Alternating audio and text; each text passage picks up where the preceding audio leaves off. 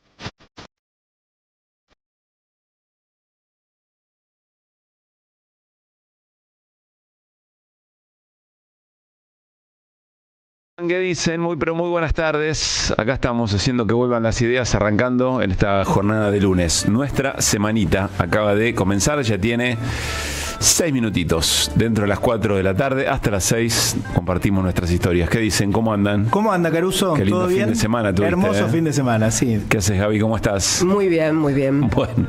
Vi grandes cosas. Sí. Ya, si se puede observar... Pinto espectacular, ¿eh? Si se puede observar el escritorio de Gabriela Radiche, dice... Es mi humor. Dice bastante de cómo está. Mirá. Exacto. Tengo un brownie vegano que me hice yo. Ya con eso. El programa de la está. hora que vi, todas las cosas que vamos a contar ahora. Tremendo. Bueno, en un ratito lo hablamos, vamos a esperar a Carlos para hablarlo, ¿no? ¿O qué? ¿Para hablar qué? No entiendo. Para hablar del superclásico que ganaste. Eso fue el sábado.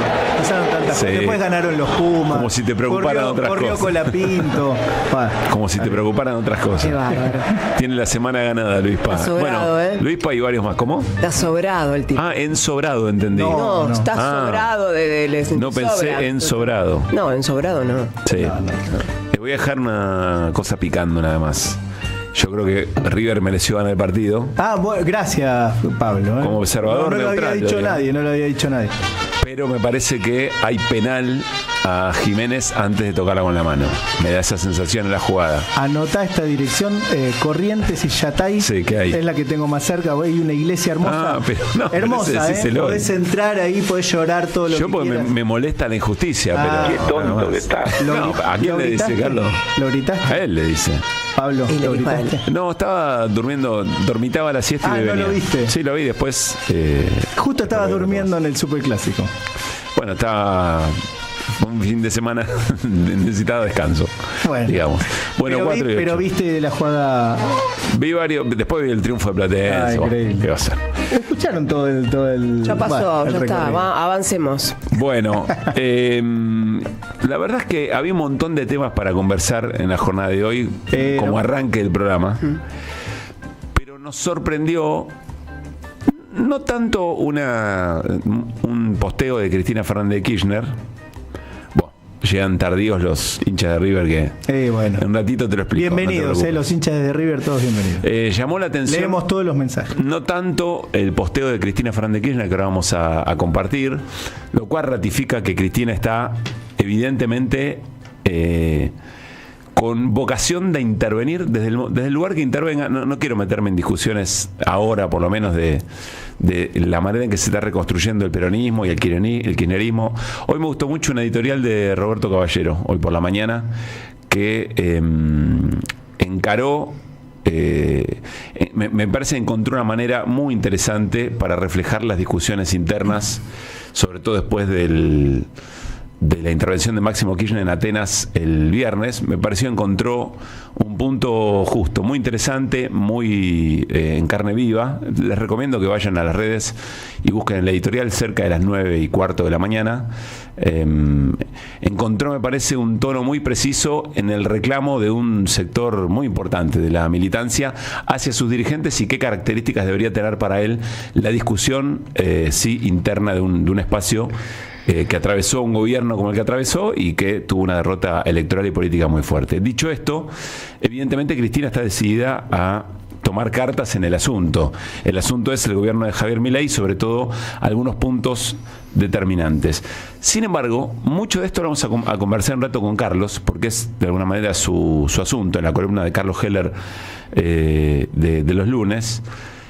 Me llama la atención la respuesta del ministro de Economía hacia Cristina Fernández de Kirchner. Pero vamos al tema rápido, si les parece. Gaby, me parece no sé si leíste entero la respuesta, ahí la compartimos. Porque fue hace 9 minutos, fue hace realmente muy, muy pronto. Cristina, hace más o menos una hora, señala 2 cuestiones y las engloba en el título Argentina bajo fuego. Primero habla de lo que está pasando en Córdoba. Los incendios en Córdoba lo estamos compartiendo a través de YouTube, pero no vamos a leerlo porque es muy extenso. Pero básicamente lo que plantea, habida cuenta de que los incendios, por lo menos algunos de los focos han sido intencionales, me parece que el resumen de ese mensaje es el siguiente. En el año 2020, a propuesta del diputado Máximo Kirchner, el Congreso aprobaba la modificatoria de la Ley de Manejo del Fuego con el objetivo de ampliar las restricciones en el uso de las tierras afectadas. No es una ley punitivista, sino de preservación y recuperación de los ecosistemas. No diferencia si fue intencional el origen del fuego o no. Por eso la modificación busca desincentivar las prácticas de búsqueda, sobre todo del lobo inmobiliario, inhabilitando el loteo, la división o cualquier uso de la tierra diferente al que tenía previo al incendio. Básico, me parece que ningún país que tenga un poquito que se precie a sí mismo podría rechazar esto, digamos, ¿no? Bien. Después dice que desde el 10 de diciembre del 23 el gobierno nacional dejó de informar el reporte diario de incendios, lo que es especialmente importante en un contexto de crisis climática y mayor ocurrencia de eventos extremos. Por si eso no bastara, el primer trimestre del 2024 el gobierno nacional no ejecutó un solo peso de los fondos asignados al manejo del fuego. De los fuegos del pasado y del futuro, agrega: en el boletín oficial del día de hoy se publicó el decreto 846. Se eliminan los requisitos que el Poder Ejecutivo y su ministro de Economía deben cumplir en el caso de que quieran canjear o reestructurar deuda pública. Esto es, para canjear o reestructurar deuda existente deberían mejorar monto, tasa o plazo. ¿Qué quiere decir? Bueno, vas a renegociar, tiene que ser a favor del país. Tiene que ser una renegociación favorable en 2 de los 3 puntos. Sea en el monto, es decir, renegociás con quita de intereses o de capital, sea en la tasa, mejorás los intereses, o sea en el plazo, estirás los plazos. Insisto que ahora esto lo vamos a charlar puntualmente con Heller. Bueno, cuenta que es una modificación de la ley financiera que estaba en el proyecto de ley bases, que no fue aprobada en la ley bases. Es decir, el Congreso Nacional aprueba la ley bases sacando esto, claro, una condición para... Es una de las cosas que se sacó de la ley bases. Entonces ahora sale por decreto. ¿Cuál es la urgencia?, se pregunta la expresidenta, de un decreto publicado hoy cuando la modificación central en materia de endeudamiento ya está sometida a consideración del Congreso en el proyecto de presupuesto que con tanta pompa y tan poca audiencia presentó Milei. ¿Qué quiere hacer Caputo con los próximos vencimientos de deuda? ¿Volver a incendiar el país en la hoguera de la deuda como lo hizo con Macri y el FMI? Ni siquiera con un ajuste desalmado e inhumano el ministro Caputo de Milei puede pagar la deuda que el ministro Caputo de Macri generó. Contesta hace 10 minutos más o menos el ministro de Economía, y yo quiero que, más allá del argumento racional, que insisto, por tercera vez lo vamos a charlar con Carlos en un rato, quiero que le presten atención a la violencia del mensaje. El tono, ¿no? Lo de Cristina fue argumental, es cierto, picantea un poquito, le dice que fue el mismo ministro de Macri el que consiguió la deuda, el mismo ministro, bueno. Toda la deuda, dice Caputo, toda la deuda de los últimos 20 años la generaste vos, guiada por el primate que tuviste de ministro de Economía.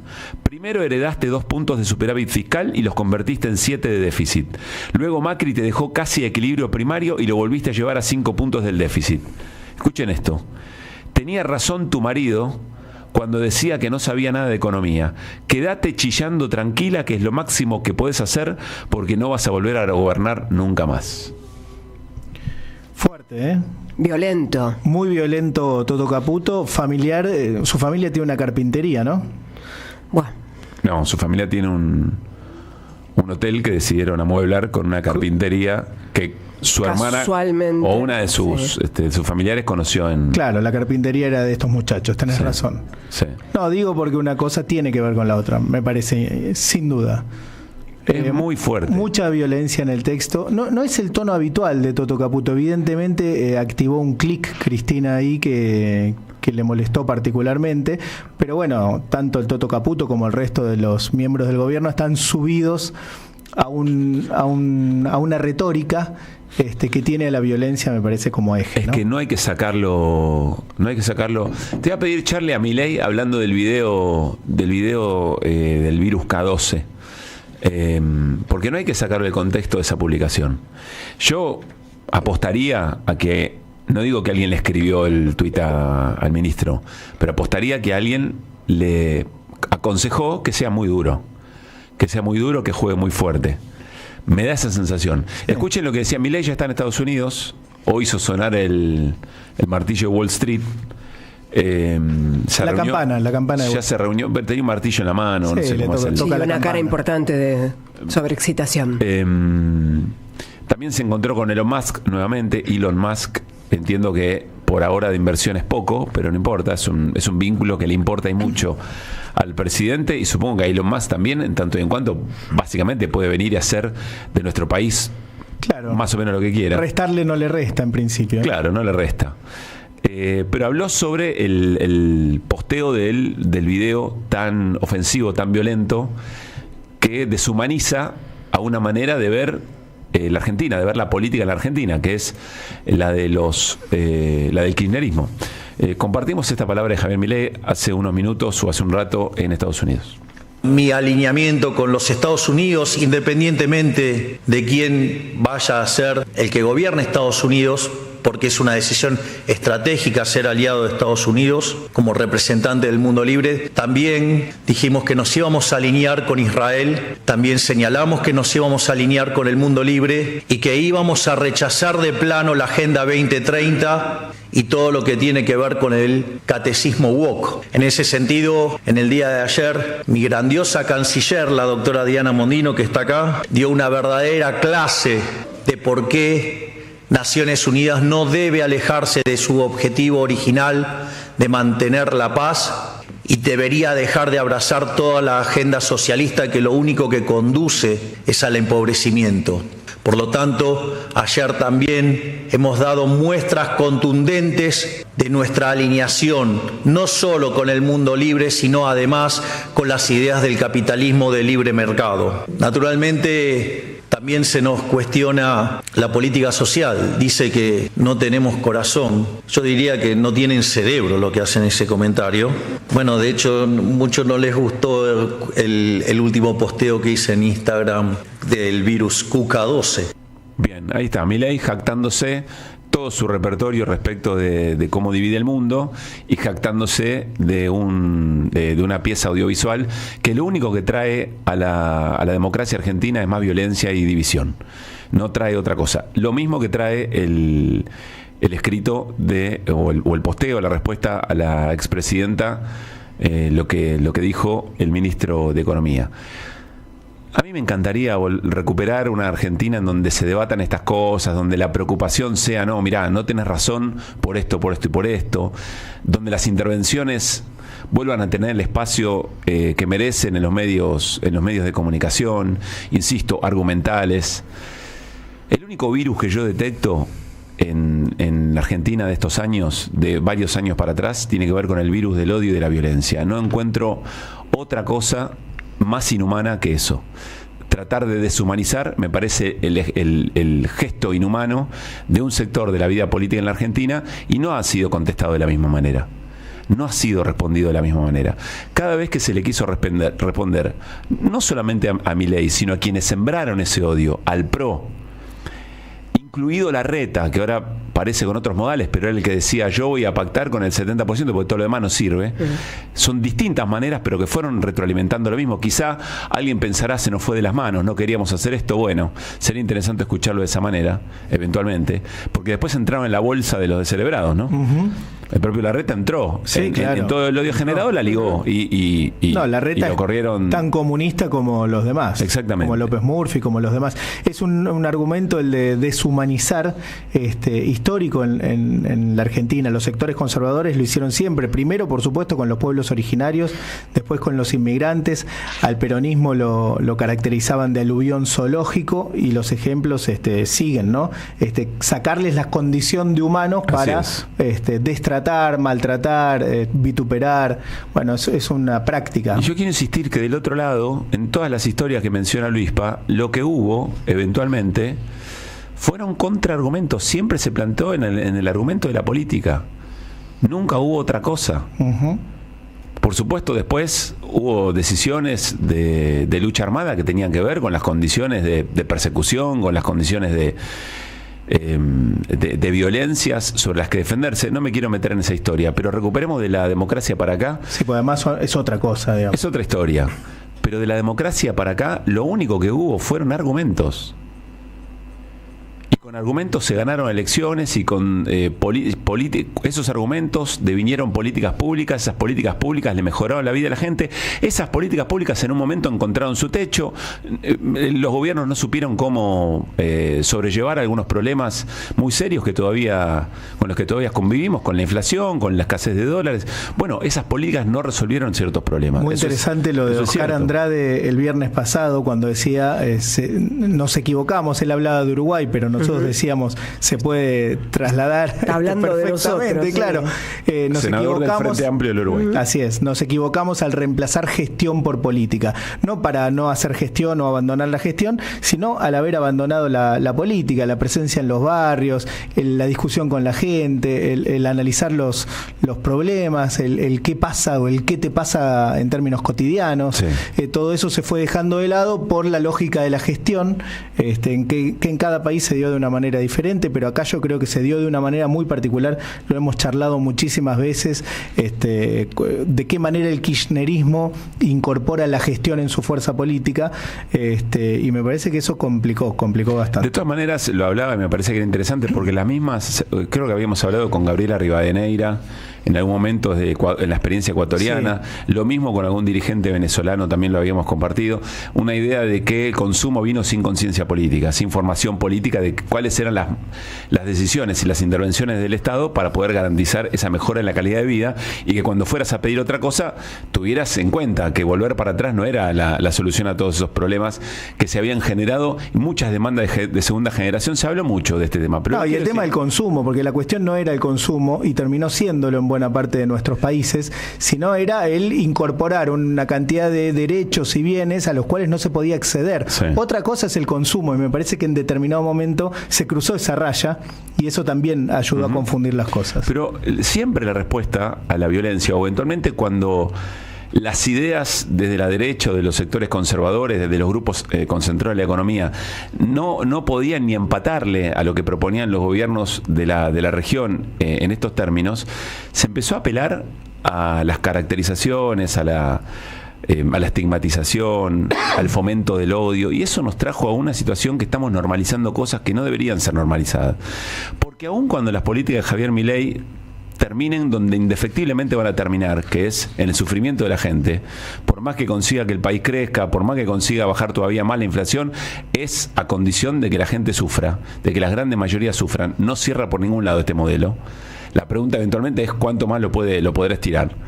Cuando lleguemos a ese momento, si la violencia nos toma por completo, si la moneda de cambio es la violencia y los medios de comunicación se convirtieron apenas en entretenimiento a partir de degradación del debate público, la salida no va a ser volver a leer textos de fundamento de políticas públicas. La salida va a ser más violenta todavía. Va a ser mucho más violenta.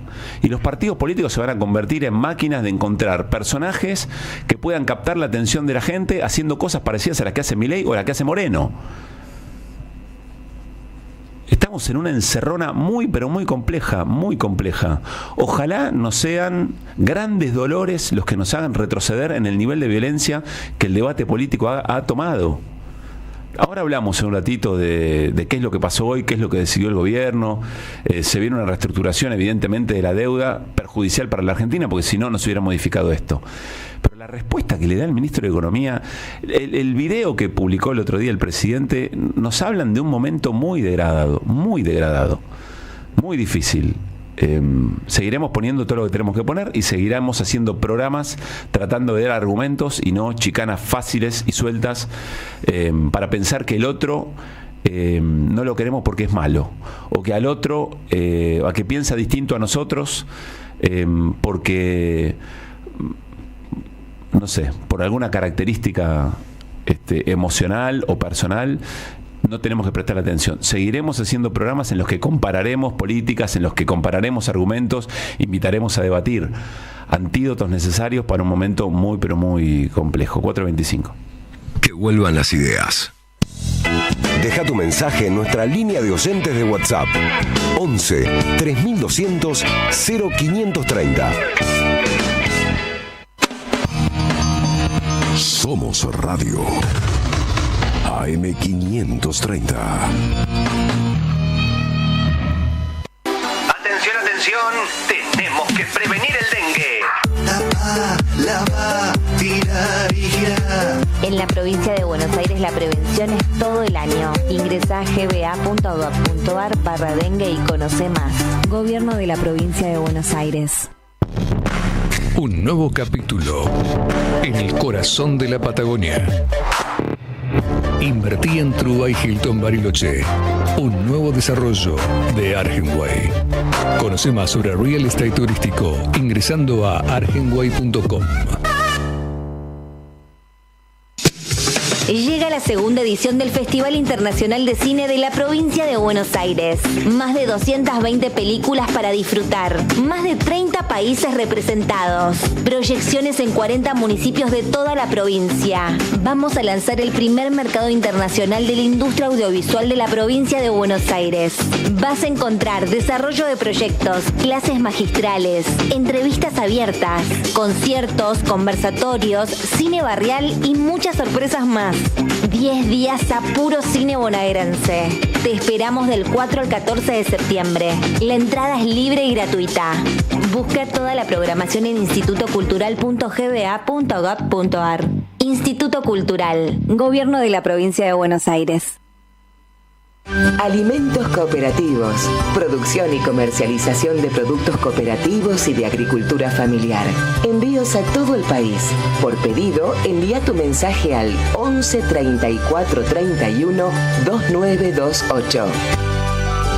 Seguinos en Instagram como @alimentoscooperativos. Revista Acción, un medio alternativo 100% digital, una mirada cooperativista sobre el país y el mundo. Información, análisis y opinión. Porque otro mundo es posible, entra en Acción. En la web y en las redes sociales. www.accion.coop.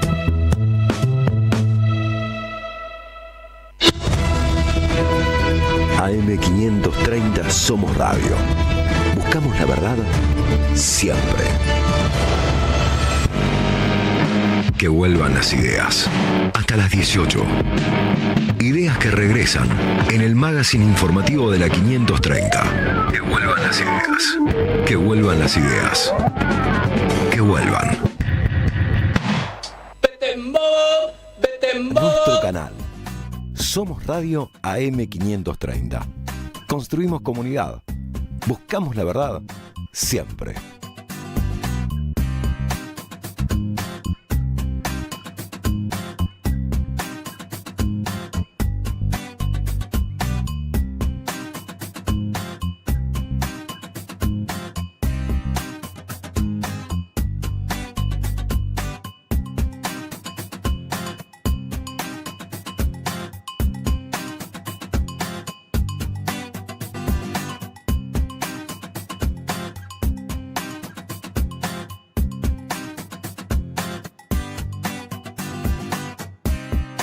Somos Radio AM530.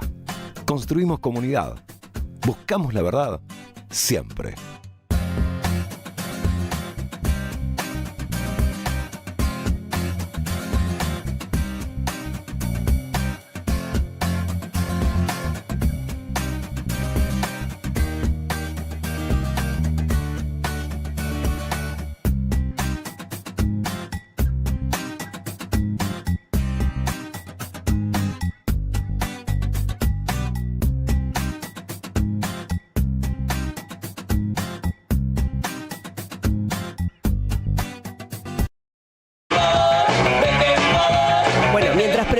Esto que queda del cuerpo para los shows de diciembre y mañana salen a la venta las entradas de Los Piojos.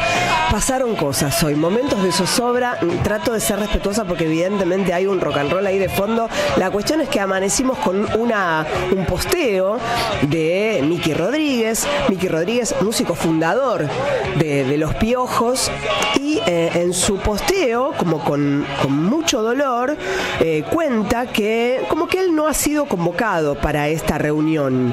Es amplio. Mira, ahí está el posteo. Es largo, cuenta con dolor, digo, porque dice que él después tiene cosas para contar, pero que bueno, que nunca fue, tiene una sensación de vacío. Lo cuenta posta con mucho dolor porque se asume piojoso, que siempre había esperado este momento, el momento de la reunión de la banda. Pero bueno, dice Miki, habla del silencio, ¿no? Dice: quise creer, quise confiar, me ilusioné, usaron mi nombre sin nombrarme, nunca fui informado de una cuenta oficial, que es la cuenta de Los Piojos, empezaron a etiquetarme. Dice Miki que él se enteró por las redes, igual que cualquiera de nosotros, del regreso de la banda. Eso, de ser verdad, es tremendo, fuerte, y yo no estoy desconfiando de Miki, digo que sería, pero es un descuido insólito, inusitado. Es adrede. No es un olvido, es una decisión. Es y imposible. Alguien le tiene que preguntar si. Claro, ¿cómo le van a preguntar? ¿Ser parte o sí? Es imposible que no sea parte si es fundador. Claro. No hay modo. Bueno, dice que se sintió hostigado, que sus derechos no fueron respetados. Lo manifiesta con mucho dolor, y entonces se impuso una comunicación oficial de la productora y de Los Piojos que están hablando. Atención, mañana se ponen a la venta las entradas, entonces hay muchísima gente que le dice de todo a Ciro en las redes de Ciro y están enojados porque, bueno, se anuncia un regreso que casi que como no sería. Que se empiojó el regreso, digamos. Ay, sí, se empiojó. Bien, Pablo, un poco. Bueno. Gracias. ¿Qué querés que te pongamos un chan? Bueno, la cuestión es que ellos dicen: Miki vino a todas las reuniones.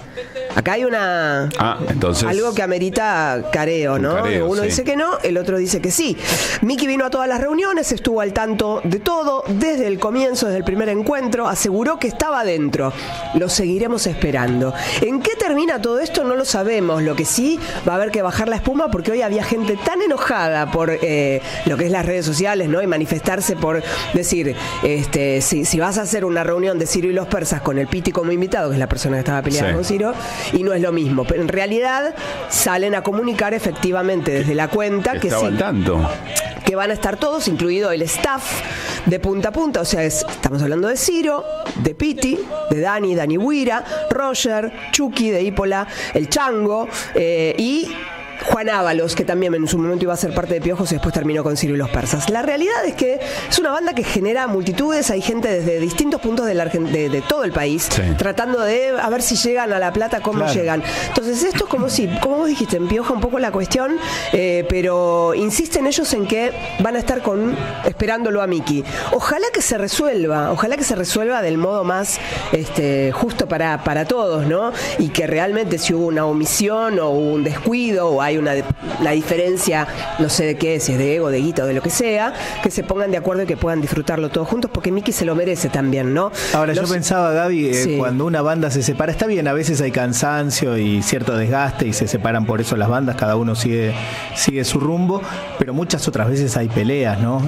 Y con eso tienen que ver precisamente las separaciones. Claro, lo cierto es que Miki también acompañó muchas veces a Ciro y los Persas, lo vimos, es parte de la misma productora en su momento, luego era todo muy extraño. Vamos a ver mañana cómo sigue esto es de las últimas horas, comunicado oficial, lo siguen esperando y mañana se ponen a la venta las entradas. Veremos cómo sale a la cancha la formación de Los Piojos en su regreso.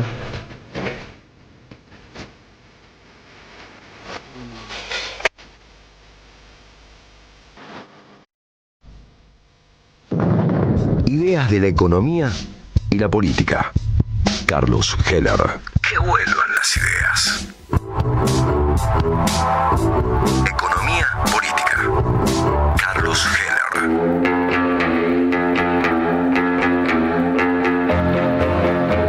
4:35 de la tarde. Hola Carlos, ¿cómo te va? Muy buena jornada. Hola Carlos.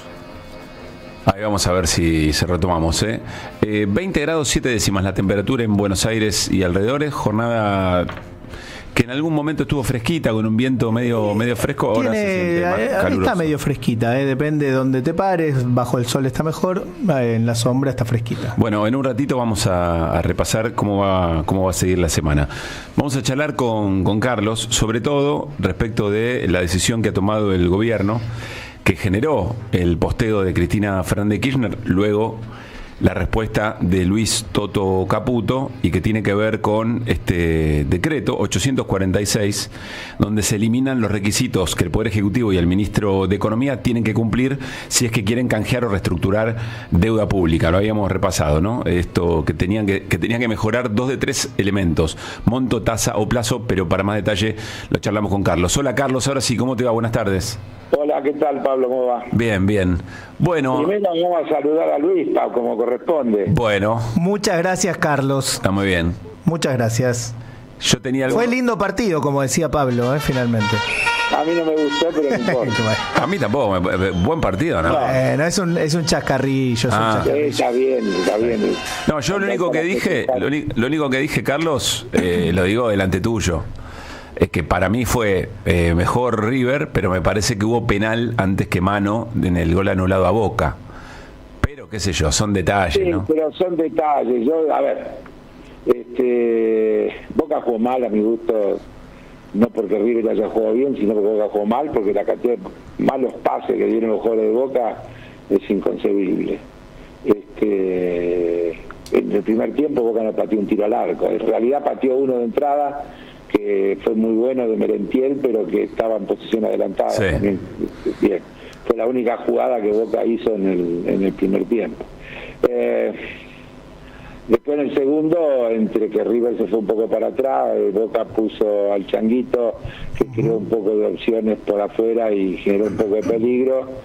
Tuvo una sensación de mejora, pero no lo alcanzó. En la última jugada, yo la verdad no la vi en la cancha, así que no puedo opinar. La vi por televisión como todos. Efectivamente parece que el arquero de River le pega con el pie antes que al otro le pegue la pelota en la mano, ¿no? Pero bueno, después Boca se preocupa por el... Y es parte del juego. Se preocupa por el... Casi haber dado el penal, te das cuenta que parecía la más equilibrada, porque no da el gol porque la tocó con la mano, pero tampoco perjudica a Boca de esa manera, pero bueno, ya pasó. Bueno, quedó caliente la cancha, no sé si... es lógico que quede caliente, y digo que no está bien la reacción del arquero de Boca, que tiene que entender una reacción que tampoco es aceptable de los hinchas de insultar, pero en definitiva uno es un hincha y el otro es un profesional. Claro. Y el profesional tiene la obligación de tener la posición más equilibrada y tiene que bancarse la arbitrariedad de un insulto. Bueno, dicho esto, dejamos atrás el superclásico y nos metemos en otro debate. Yo para no escaparle al bulto. No, está muy bien, está muy bien. Bueno, a ver, explícanos, son varias las cosas que queremos preguntarte sobre este intercambio de Cristina con el Ministro de Economía. Primero, el eje puntual, digamos, ¿no? Primero lo que tiene que ver con esas restricciones para un canje, una reestructuración de deuda que se han modificado por decreto, y yo entiendo que esto estaba inicialmente en la Ley Bases, y el Congreso aprueba la Ley Bases sacando esto, es decir, acá hay una está entre las cosas que efectivamente en el tratamiento en el Congreso se la eliminamos. ¿Y de qué se trata? ¿Qué es puntualmente? ¿Cuáles son los requisitos? Bueno, es básico. Lo que dice es que para reestructurar el Poder Ejecutivo tiene que lograr 3 de 2 condiciones que se mejoren: monto, plazo o tasa de interés. 2 de esas cosas tienen que ser mejores que lo que estaba. Sí. para que sea aceptable. Acá el gobierno continuando con lo que viene haciendo, yo diría con lo que es su concepción, que es ignorar al Congreso, directamente se mete con una facultad que es absolutamente del Congreso, ¿no? Ahí mi pregunta es si se puede hacer por decreto, que no sé si se va como... No, bueno, pero a ver, no se puede. Pero y entonces, claro, pero se puede. Luego, y bueno, yo supongo que el Congreso deberá rechazar ese decreto como rechazó el de los fondos reservados, por ejemplo. Tendrá que rechazarlo. Los decretos, para quedar firmes, tienen que tener vigencia, aprobarse, ratificarse por el Parlamento. Y alcanza con que una de las dos cámaras se lo ratifique, pero si las dos cámaras se lo rechazan, el DNU se cae, que es lo que pasó con los fondos de inteligencia.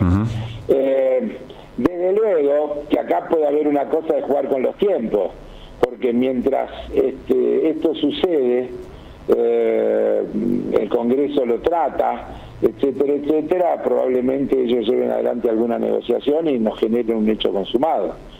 Pero bueno, eso después tendrá las consecuencias que tenga, ¿no? Sería gravísimo que suceda, digo, algo que, porque si no nos explica que saquen sin decir nada este decreto, que además, para los que nos escuchan, aparece disfrazado, ¿sabés que hay? Claro, está en un decreto del ANSES.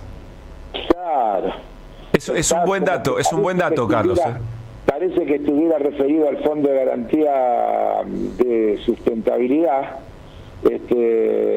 pero después, en el artículo segundo del decreto dice: sustituyese el artículo 11 del decreto del 16 de junio del 2022 incorporado a la ley tal, complementaria, permanente de presupuesto, donde están establecidas las facultades. Entonces, es una barbaridad. En términos políticos, corre por mi cuenta, es de una cobardía política muy importante. Es como si invitáramos a una reunión para hablar del Fondo de Garantía del ANSES y en esa reunión se decide sacar requisitos para reestructurar la deuda pública.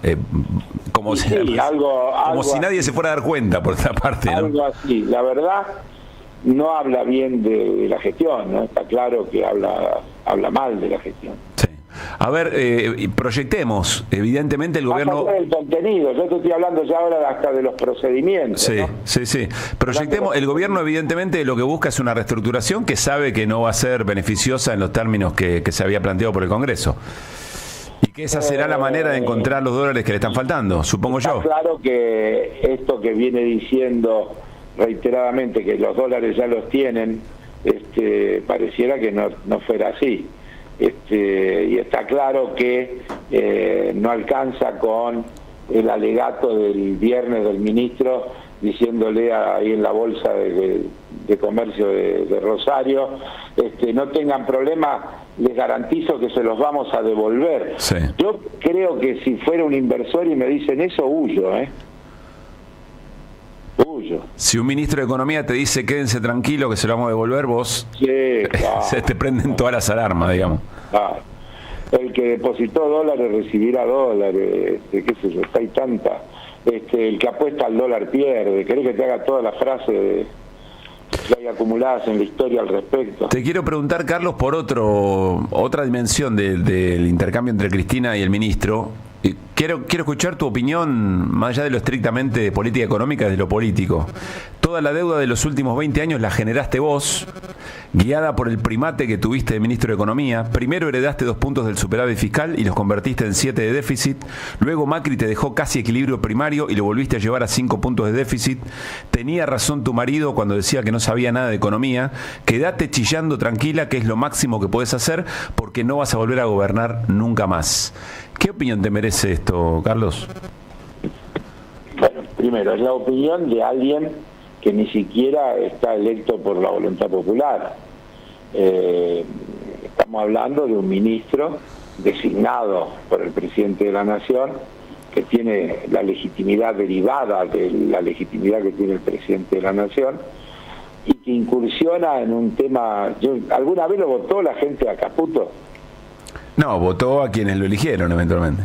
Sí, está bien, pero estás hablando de alguien que fue 2 veces presidente, una vez vice, senadora, diputada, es decir, que ha pasado por todas las pruebas de mandato popular y legal y constitucional que se pueda tener en cuenta en los últimos más que 20 años, porque Cristina era, ¿desde cuándo ha sido diputada, senadora?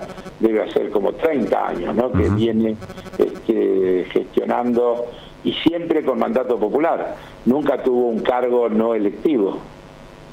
Entonces, en primer lugar, es una falta de respeto inaceptable, pero que en definitiva lo que pretende es acompañar, yo diría, el estilo del presidente.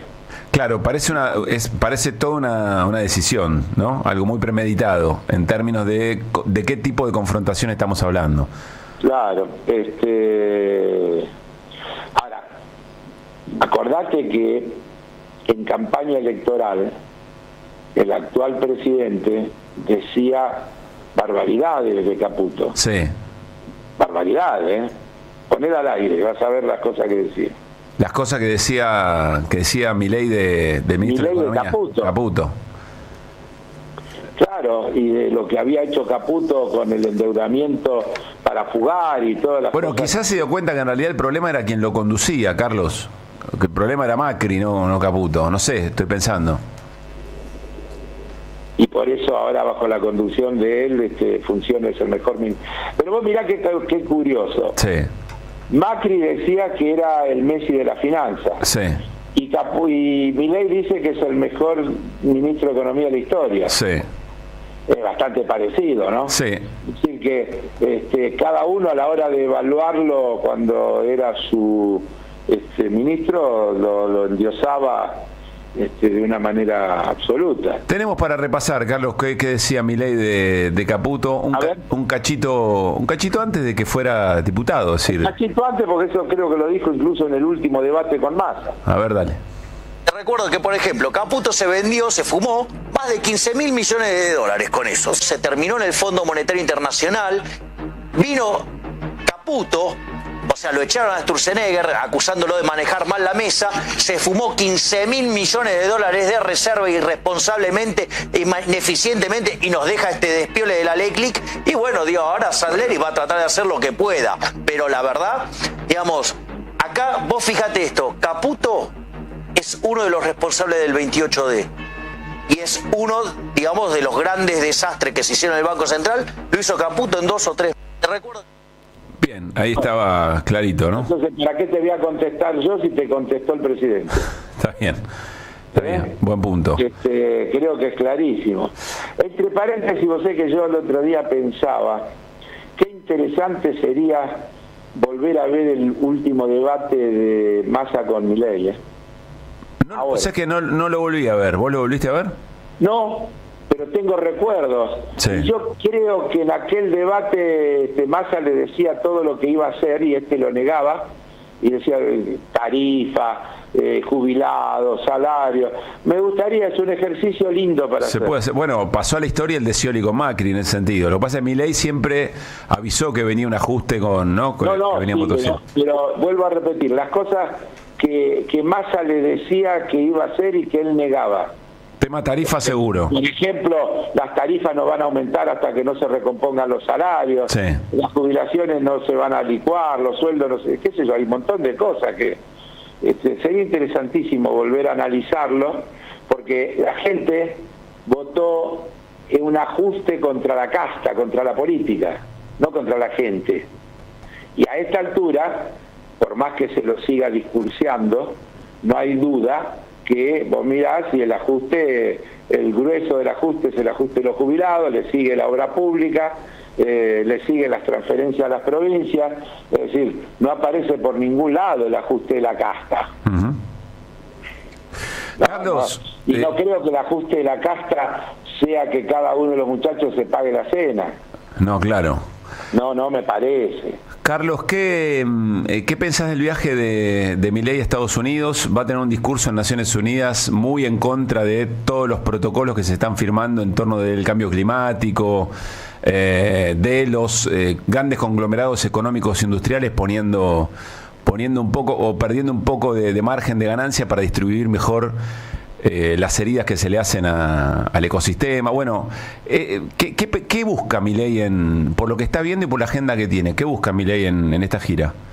Bueno, digamos dos cosas. Primero, creo que este es el viaje más justificado que ha hecho Milei desde que es presidente.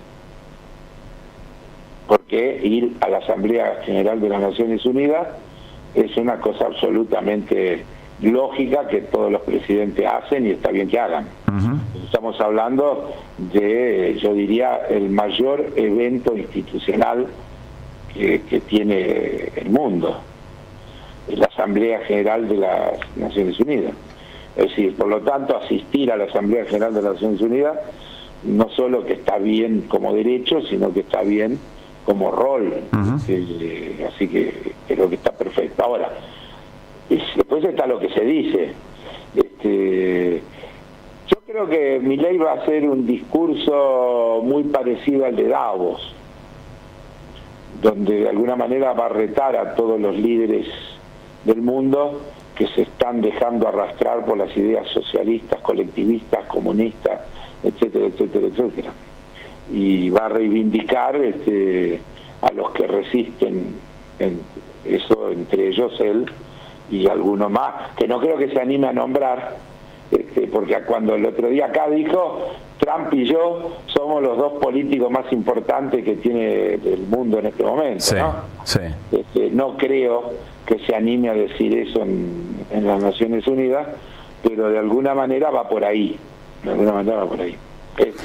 Bueno, después lo que pueda decir sobre el cambio climático o todos los planes que intenta el mundo institucional para ponerle freno a esta locura, lo dice acá todos los días, cuando dice que la justicia social es un robo, es una aberración o cosa por el estilo, cuando dice que cada uno tiene derecho a hacer con su cuerpo lo que quiere y por lo tanto ¿qué tendría de malo el tráfico de oro? Cuando habla de la contaminación de los ríos, dice ¿qué problema hay? ¿Quién es el dueño?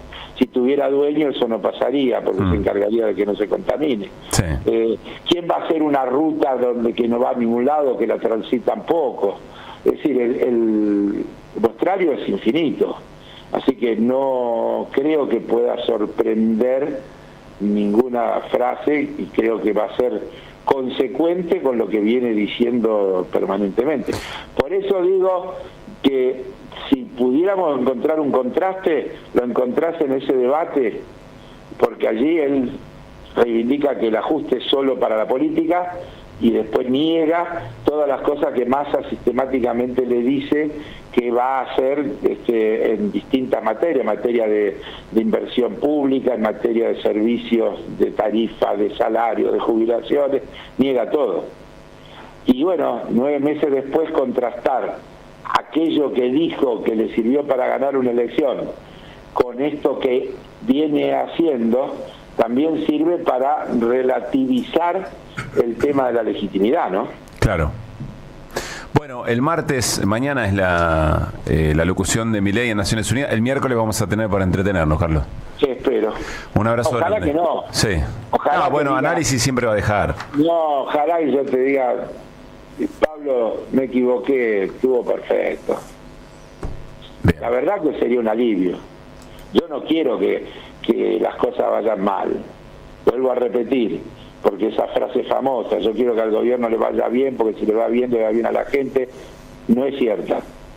Yo quiero que le vaya bien a los ciudadanos y las ciudadanas de este país, que haya políticas públicas que los defiendan. Y si el gobierno hace políticas públicas que defienden a la gente, quiero que al gobierno le vaya bien. Si el gobierno hace políticas públicas que perjudican a la mayoría de los argentinos y las argentinas, no puedo querer que le vaya bien. Abrazo, Carlos, y el miércoles la seguimos. Chau. Carlos Heller. Somos Radio AM530. Seguí a la Cámara de Diputados de la Provincia de Buenos Aires a través de sus redes sociales y entérate de todas las actividades legislativas en Instagram y Facebook como @diputadosBA y en Twitter como HCDiputadosBA. Hola, los fascistas te persiguen, el gobierno te ataca, todo se desmorona a tu alrededor. Volvió Mundo Roto, los domingos a las 18 horas en el Abasto Social Club, Yatay 666. Domingos 18 horas, Mundo Roto, y verás tu triste vida reflejada entre canciones, danzas y risas. Soy Mónica Cabrera y te deseo una feliz huida. Mundo Roto. Tus mañanas son mejores con AM530. A las 7, Nicolás Márcico propone un buen comienzo. Todo lo que necesitas para empezar el día. A las 8, llega Caballero de Día. Roberto Caballero, con toda la información, el análisis y la opinión para entender un poco más. A las 10, Siempre Soy. Daniel Tonietti y su equipo con su mirada sobre nuestra realidad. AM530. Construimos comunidad. Buscamos la verdad. Siempre. Cuenta DNI es el mejor amigo del bonaerense, porque podés pagar tus servicios, porque tenés beneficios en comercios adheridos y también podés transferir plata a quien quieras. Cuenta DNI, ¿por qué tantos guaus? Ah, claro, porque todo lo que tienes es bien guau, ¿no? No entiendo nada de lo que dices, Cuenta DNI, pero estoy totalmente de acuerdo. Cuenta DNI, el mejor amigo del bonaerense. Atención, atención, tenemos que prevenir el dengue. Lava, tirar y girar. En la provincia de Buenos Aires la prevención es todo el año. Ingresa a gba.gov.ar/dengue y conoce más. Gobierno de la provincia de Buenos Aires. ICBC. El futuro nos inspira. Somos Radio. AM530.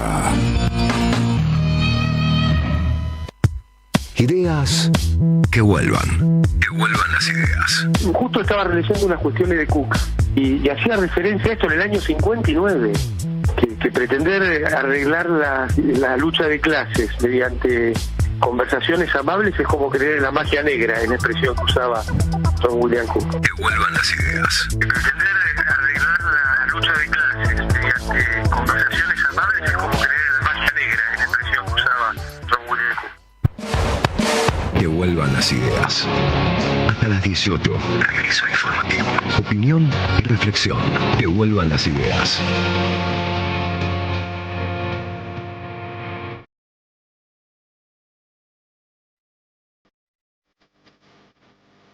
Que vuelvan.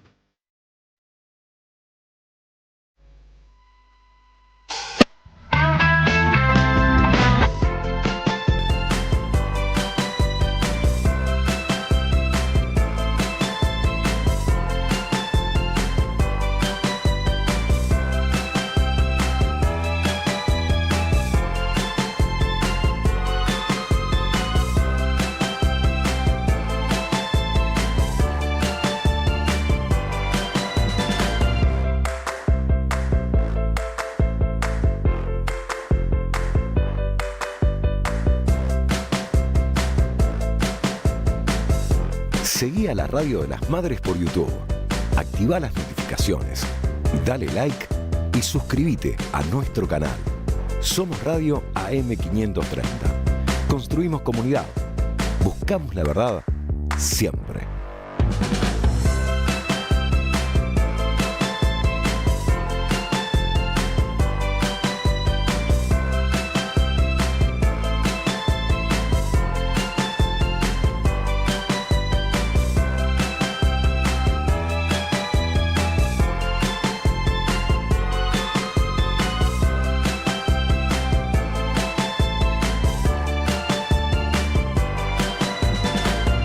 Somos Radio AM530. Construimos comunidad. Buscamos la verdad siempre.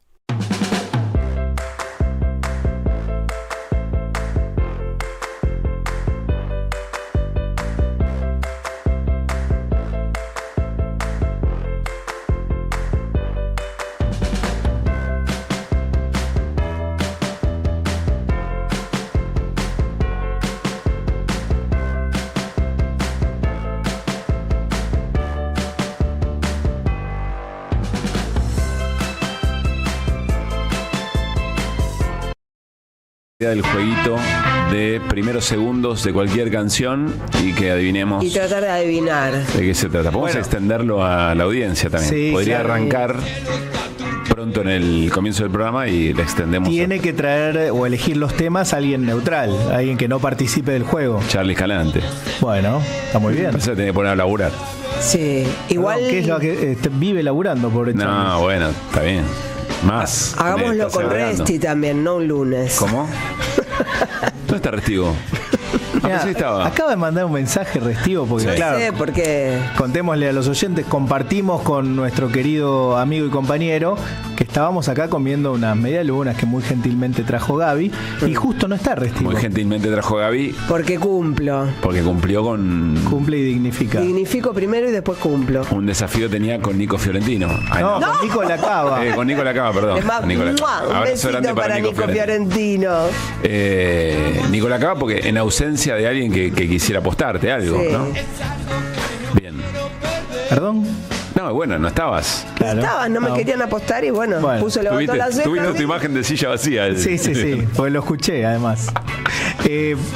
¿Pablo no apostó a favor de River el viernes? No. No había nadie de Platense para apostar. No. Claro. No. Bueno, y parece que Néstor contestó a nuestra foto de las medialunas diciendo que estaba en un afamado hotel almorzando. Son las 5 de la tarde, lo cual es sospechoso. Sí, tuviste bien. Para mí nos está caminando. Para mí también. ¿Será real? 5 de la tarde, 5 de la tarde, sí. Es cierto que en esos lugares andan en pantuflas hasta las 7 de la tarde. Más perdés un poco la noción del tiempo con tanta cosa. Se levantan a las 3 de la tarde y almuerzan a las 6. Sí. Pero bueno, queremos registro. Claro, hasta ahora no lo hay. Por ahora no lo hay. Che, me encontré algo muy interesante. Estos temas a mí no sé si me apasionan. Me preocupan tanto que los sigo bastante. Es un informe de la Sociedad Argentina de Pediatría que advierte sobre las consecuencias del uso excesivo de tecnología en pequeños y pequeñas. El documento se titula Uso adecuado de dispositivos electrónicos en padres e hijos y su impacto en la comunicación, el juego, la vida al aire libre y el deporte. Subrayan ahí los expertos y expertas que elaboraban el informe, que la sobreexposición a pantallas desplaza experiencias esenciales, como el juego, la interacción socioafectiva, claves para el desarrollo integral de los niños. Hay una textual que me parece interesante de la médica pediatra Silvina Pedrouso. El desarrollo emocional y psicofísico del niño se produce a través del juego, las interacciones con el ambiente y con otras personas, principalmente mediante la comunicación y los vínculos con los familiares cercanos. Así comienzan a incorporar significados, normas y valores esenciales para su vida y sus relaciones futuras. Un extenso informe. A mí me da la sensación que de a poco va permeando esta preocupación, pero la verdad yo lo veo cada vez más. En pequeños y pequeñas, en personas adultas también, pero bueno, las personas adultas ya están grandes que yo. Sí. Aparece más en informes de televisión, en artículos periodísticos, pero no sé si alcanza, porque nosotros esto lo hablamos el año pasado, el tema de las apuestas online, en los grupos, en las aulas, que realmente es una gran preocupación, porque además los chicos terminan totalmente metidos adentro de una deuda, ¿no? Con guita que no es de ellos. Estamos hablando de menores de edad, menores de 12, escuelas primarias. Digo, es realmente dramática la situación. Bueno, también estamos compartiendo otro informe de una diputada nacional por la provincia de Buenos Aires, Alonso el apellido, un informe que cuenta que 4 de cada 10 pibes en toda la Argentina hicieron apuestas online alguna vez. Yo creo que efectivamente crece la preocupación. Son dos cosas distintas, perdón, igual. Sí, son dos cosas distintas. Probablemente uno lleva a la otra, seguramente. Sí, yo creo que crece la preocupación o la conciencia del problema, pero todavía nos veo lejos de poder resolverlo como se debe, ¿no? Sí. Y además, como cada vez más cosas se hacen a través de la pantalla del celular, sobre todo el celular, es difícil dejarlo, ¿no? Porque vos cualquier trámite, cualquier gestión, más allá del tiempo libre, las redes sociales y todo chicos. Los chicos no van a hacer los trámites. Pero quiero decir, nosotros sí. Entonces, nosotros vivimos con el celular. Es muy difícil para los chicos que te ven, que sos el ejemplo, por lo menos en los primeros años, sos un ejemplo a seguir en relación a lo que se hace y lo que no se hace, lo que más o menos está bien o lo que más o menos está mal.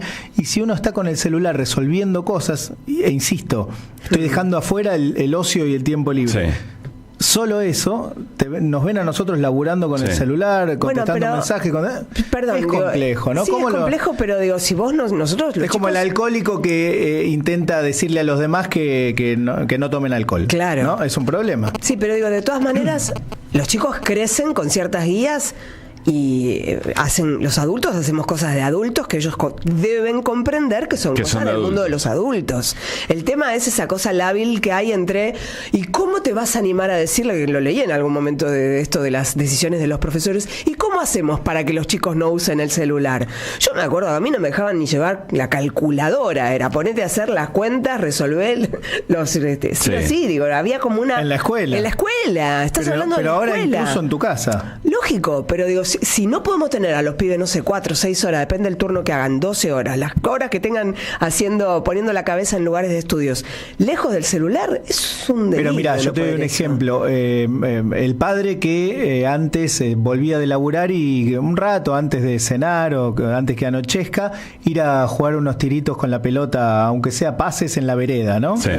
Pensando en alguien que no tiene mucho espacio como para poder hacer otra cosa. El que tiene más espacio, incluso algo más todavía.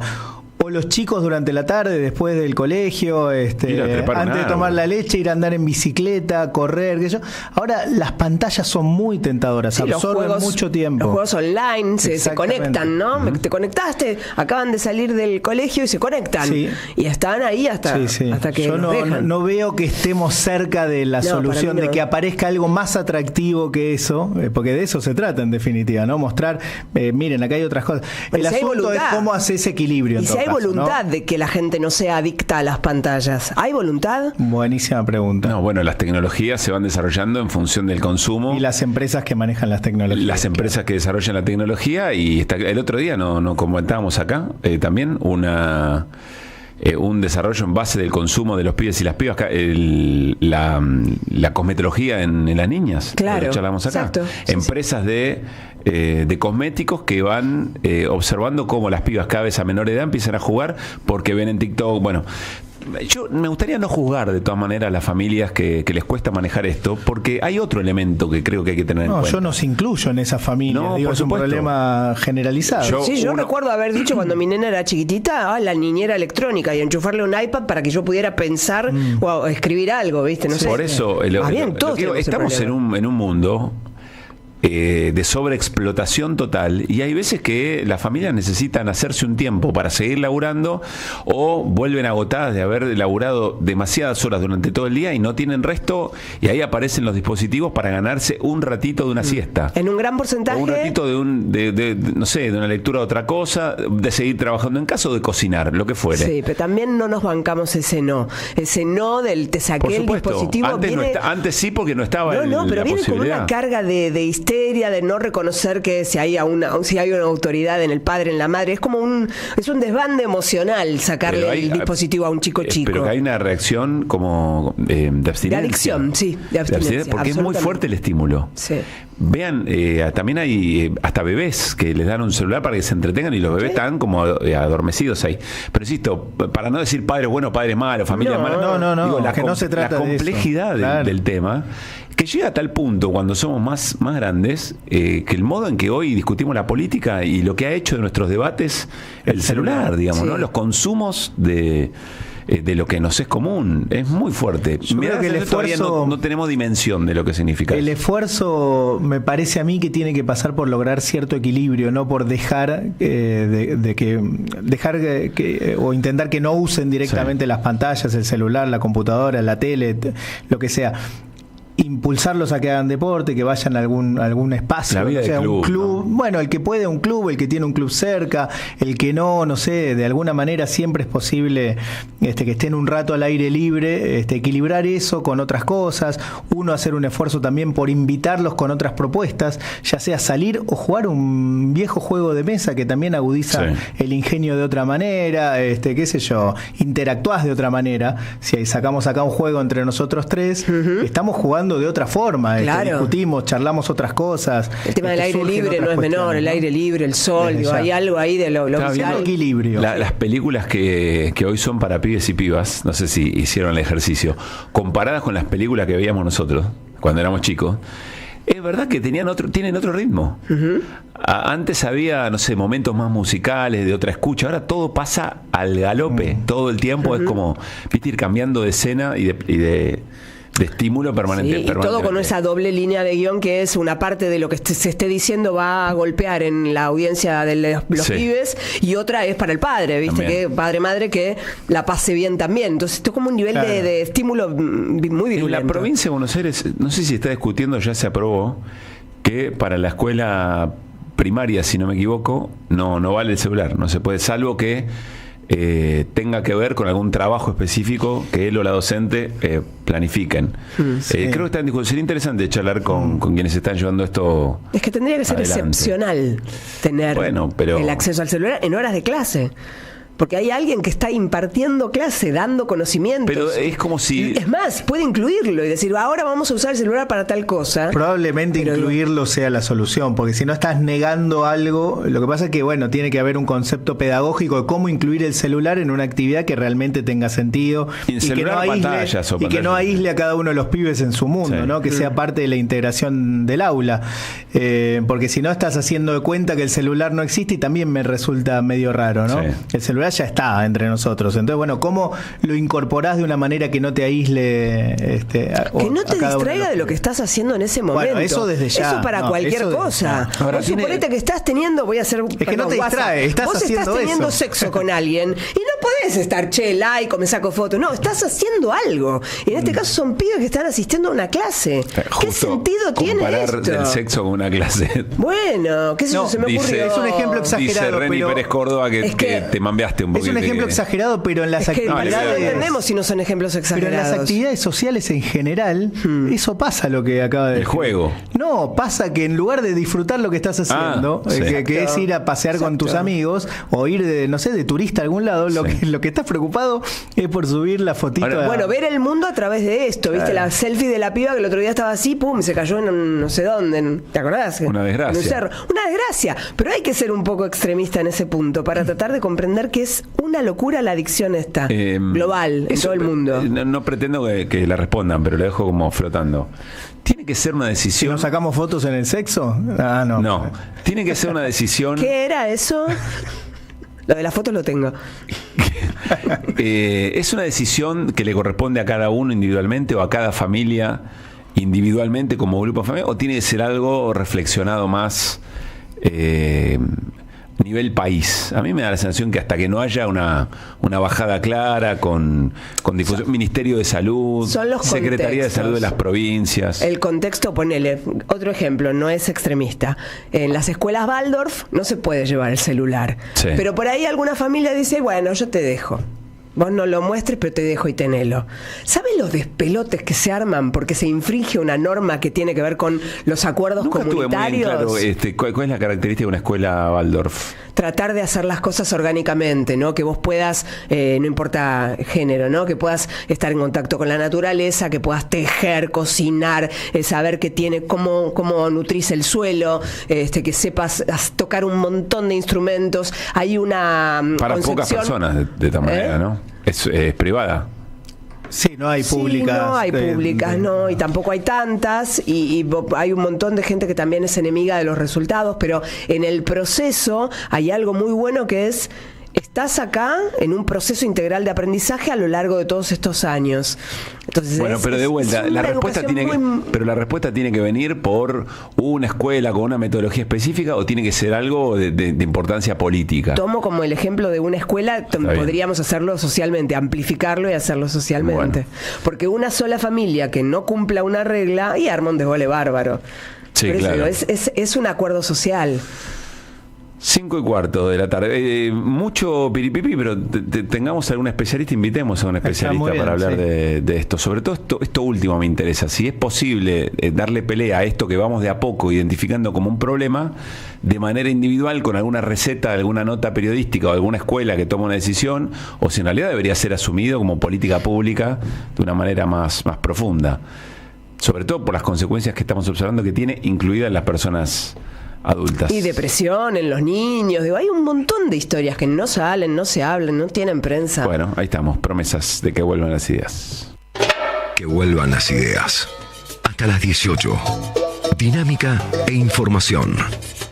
Regreso informativo. Que vuelvan las ideas. Que vuelvan.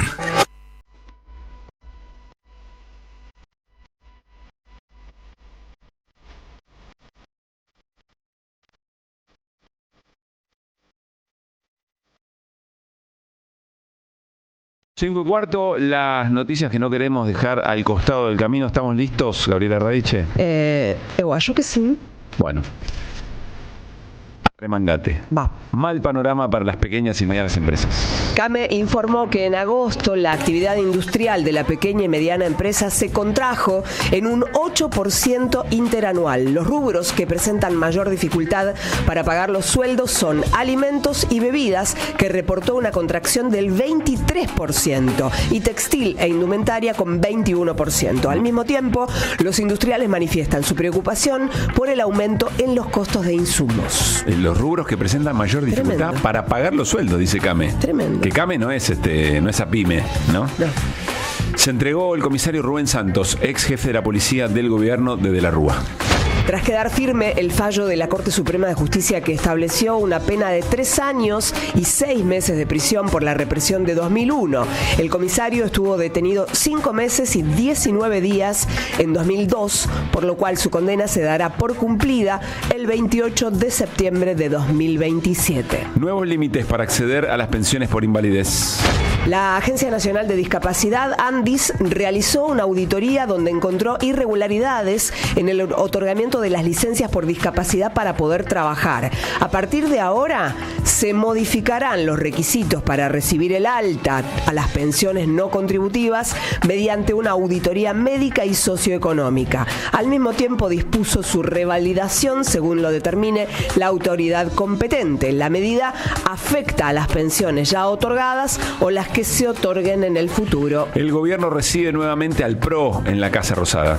En este encuentro será encabezado por el jefe de gabinete, Guillermo Francos, para tratar de alcanzar consensos parlamentarios antes de que los temas lleguen al recinto.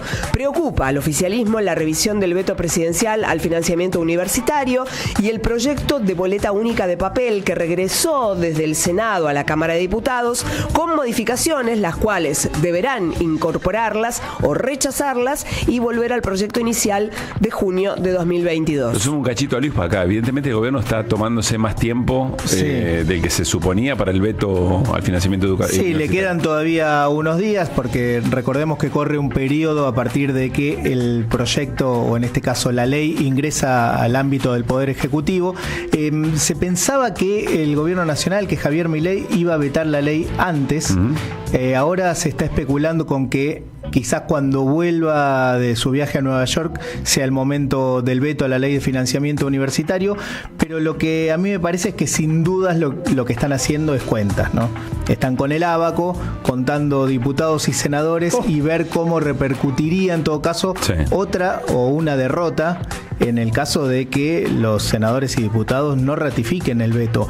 No hay que hacer el mismo cálculo que con las jubilaciones porque cada tema es diferente, se juegan distintos intereses, y recordemos que en el caso de las universidades nacionales, para el radicalismo es un tema muy sensible. ¿Por qué? Porque es el mismo radicalismo el que las dirige a nivel nacional en su gran mayoría, con lo cual ratificar un veto en contra de la ley de financiamiento universitario para el radicalismo tiene un costo muy alto. Alguien podría decir, bueno, vetar el aumento de los jubilados, ¿no? Bueno, y se acumulan. Sí, se acumulan. Última, inician vacunación contra el dengue. La ciudad de Buenos Aires comenzará el lunes 30 de septiembre para los jóvenes de entre 15 y 19 años. Los turnos podrán sacarlos a partir de este miércoles 25 en la página oficial de Ciudad, www.buenosaires.gov.ar. La provincia de Buenos Aires comenzará con las personas que estén entre 15 y 59 años y vivan en la zona metropolitana de la provincia, AMBA. Los turnos deberán ser solicitados en la página Mi Salud Digital Bonaerense y recibirán un turno por medio de correo electrónico para asistir a un vacunatorio. Gracias, Radiche, ¿cómo la pasaste? Muy bien, bueno, muy me alegro bien. mucho, muy es bien. lo más importante.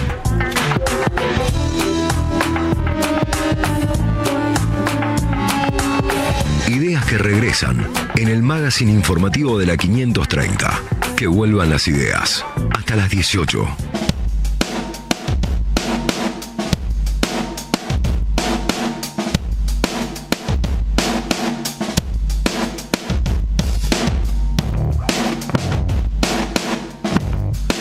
Bueno, el gobierno de Javier Milei, o el presidente Javier Milei, está en los Estados Unidos, va a disertar en Naciones Unidas mañana y seguramente algo dirá, uno piensa, respecto de políticas que institucionalmente los países de manera mayoritaria han acordado, ¿no? Se hablaba, ¿se acuerdan de el pacto, la Agenda 2030? Y también ahora se habla del pacto de futuro, que básicamente tenemos ganas de saber de qué se trata y cómo un gobierno con las características del de Javier Milei puede llegar a interactuar con ese tipo de propuestas reunidas a través de la gobernanza internacional. Está en línea Silvia Oliveiro Guieto. Ella es licenciada en Química, docente en Ingeniería Ambiental de la UTN y Gestión Ambiental y Desarrollo Sustentable de UMET. Es experta en el Programa de las Naciones Unidas para el Medio Ambiente. Silvia, soy Pablo Caruso con Gaby Radiche y Luis Paginiger en Que Vuelvan las Ideas. Saludamos. ¿Cómo estás? Hola, ¿cómo te va, Pablo? Un gusto. Ya estuve con ustedes, así que doble gusto. Bueno, muchas gracias, Silvia, por reincidir. Evidentemente la pasaste bien, bueno, en la anterior. Tal cual. Bueno, a ver, Silvia, ¿qué es el Pacto del Futuro? ¿De qué estamos hablando? ¿Y qué trascendencia tiene en términos de la discusión global sobre los cuidados del medio ambiente? O por lo menos los cuidados que evidentemente la mayoría de los gobiernos creen que debemos tener pensando en el futuro. Los descuidados, digamos. Está bien. Mira, yo primero quería, solidarizarme con Juan Grabois, bueno, ¿sí? Y repudiar el acto de agresión que tuvo hoy en Ezeiza, y que de alguna manera se engancha con esto del pacto para el futuro, porque si queremos un mundo mejor y posible, evidentemente estas conductas de exacerbación de la violencia van totalmente en contra, así que está estrechamente relacionado con lo que vamos a hablar hoy, así que bueno, me quería solidarizar con Juan. Muy bien, bueno, coincidimos por otra parte en el rechazo a cualquier tipo de violencia.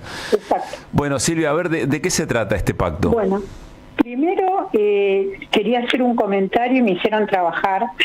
No, estoy escuchando, justo en este momento está hablando Petro y estuvo hablando Boric, sí, en el contexto de la cumbre del futuro, que justamente se habla en relación y se debate a este pacto que se acaba de aprobar en las Naciones Unidas.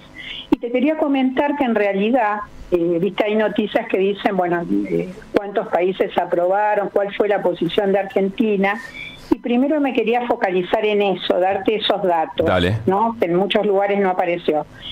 En realidad los miembros de Naciones Unidas son 193. Sí. ¿Sí? De esos 193 fue a votación este pacto para el futuro y votaron a favor 143 países. Sí. ¿Sí? En contra 7 países. Corea del Norte, Bielorrusia, Irán, Nicaragua, Rusia, Sudán y Siria. Hubo 15 abstenciones, entre las que estuvo acá de Latinoamérica Cuba, Bolivia, también estuvo China, Arabia Saudita, Irak, y 28 ausencias. Entonces Argentina lo que hizo fue decidir no ir, ¿entendés? Sí. O sea, no tomar ninguna de estas 3 posiciones, sino directamente no ser parte de la discusión y de la votación, como dijo Mondino, disociarse de este pacto. Y esto hay que dejarlo claro. Entre esos países que estuvieron ausentes, está Argentina y El Salvador, lo conocemos, Bukele, que sí decidieron no estar. El resto de los países yo no tengo la información de que si no estuvieron porque fue una decisión política o no estuvieron por otros motivos. Ahí está Venezuela también, pero Venezuela tiene un problema con Naciones Unidas de hace tiempo en relación a la cuota y demás, por eso hay reuniones que participa y otras que no. Así que creo que lo de Venezuela tampoco lo puedo juzgar porque estuvo ausente, ¿sí? Pero tenemos países como Bahamas, Brunei, Mali, Suazilandia, Serbia, Somalia, Guinea. Bien, es importante, Silvia, entender de qué se trata el pacto, digamos, ¿no? Para saber, porque son posicionamientos de países bastante diferentes, disímiles. Bueno, pero eso es como para decir que, bueno, no votaron los 193 y a mí me surgía la duda qué posición había adoptado Argentina. Claro. O sea, si se había abstenido, votó en contra, directamente no fue. Se disoció, dijo Mondino, ¿no? Exacto, y eso significa directamente desconocer el pacto. En el nombre de la libertad, ¿no? De que un país libremente no quiere estar sujeto a determinado tipo de compromiso, dice Mondino. Perfecto. Estados Unidos históricamente es un país que, esto no es un convenio internacional, es una hoja de ruta no vinculante, como lo es la Agenda 2030. Los países no están obligados, ¿ok? Sí. No es un convenio internacional que sí, si uno lo ratifica, tiene una obligación de tipo jurídico. Caso Argentina. Pero sí hay un compromiso, ¿no, Silvia? ¿Qué tal? Luis Pablo te saluda. Es un compromiso, es un acuerdo, como dice ahí, que pasa a hacer que la Agenda 2030 se extienda hasta el 2015, ¿sí? Y la Agenda 2030... Al 2045. Perdón, 2045, sí. Gracias. Pero fundamentalmente nosotros teníamos 17 objetivos en la Agenda 2030 y acá estamos hablando de 56 acciones. O sea, pasamos de los objetivos a las acciones concretas. Esa es la diferencia, digamos, entre la Agenda 2030 y este Pacto para el Futuro. Y además hay dos anexos, que es el Pacto Digital Global y la Declaración sobre las Generaciones Futuras, que son anexos a este pacto. ¿Sí? Fundamentalmente, ¿qué temas se desarrollan ahí? Temas que tienen que ver, que ya estaban en la Agenda 2030, pobreza, seguridad alimentaria, género, cambio climático, la restauración de los ecosistemas, cultura y deporte, que se agrega como partes integrales de lo que se piensa como un futuro mejor o posible. ¿Sí? Digo, porque son los temas esto es a lo que no se quiere comprometer el gobierno argentino, digamos. Tampoco, ¿no? ni en cultura ni en deporte, claro, digamos, claro. ¿no? Y también en instituciones que tiendan a ser inclusivas.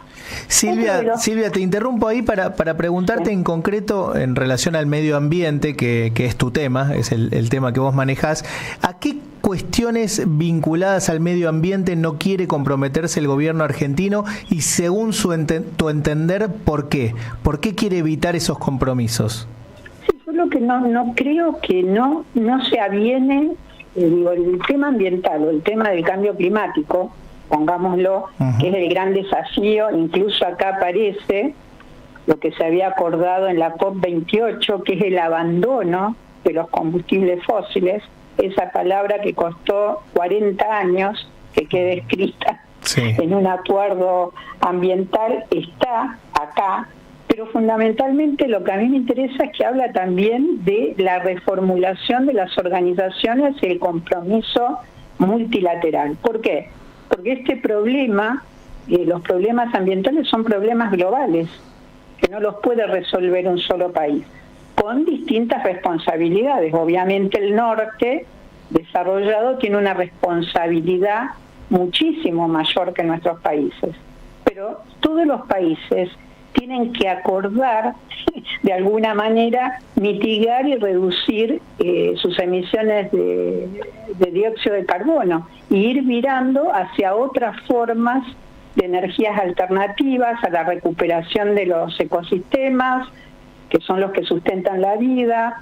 ¿Estamos de acuerdo? No lo puede hacer un solo país. De ahí la necesidad de estos pactos o estos acuerdos o estas hojas de ruta comunes.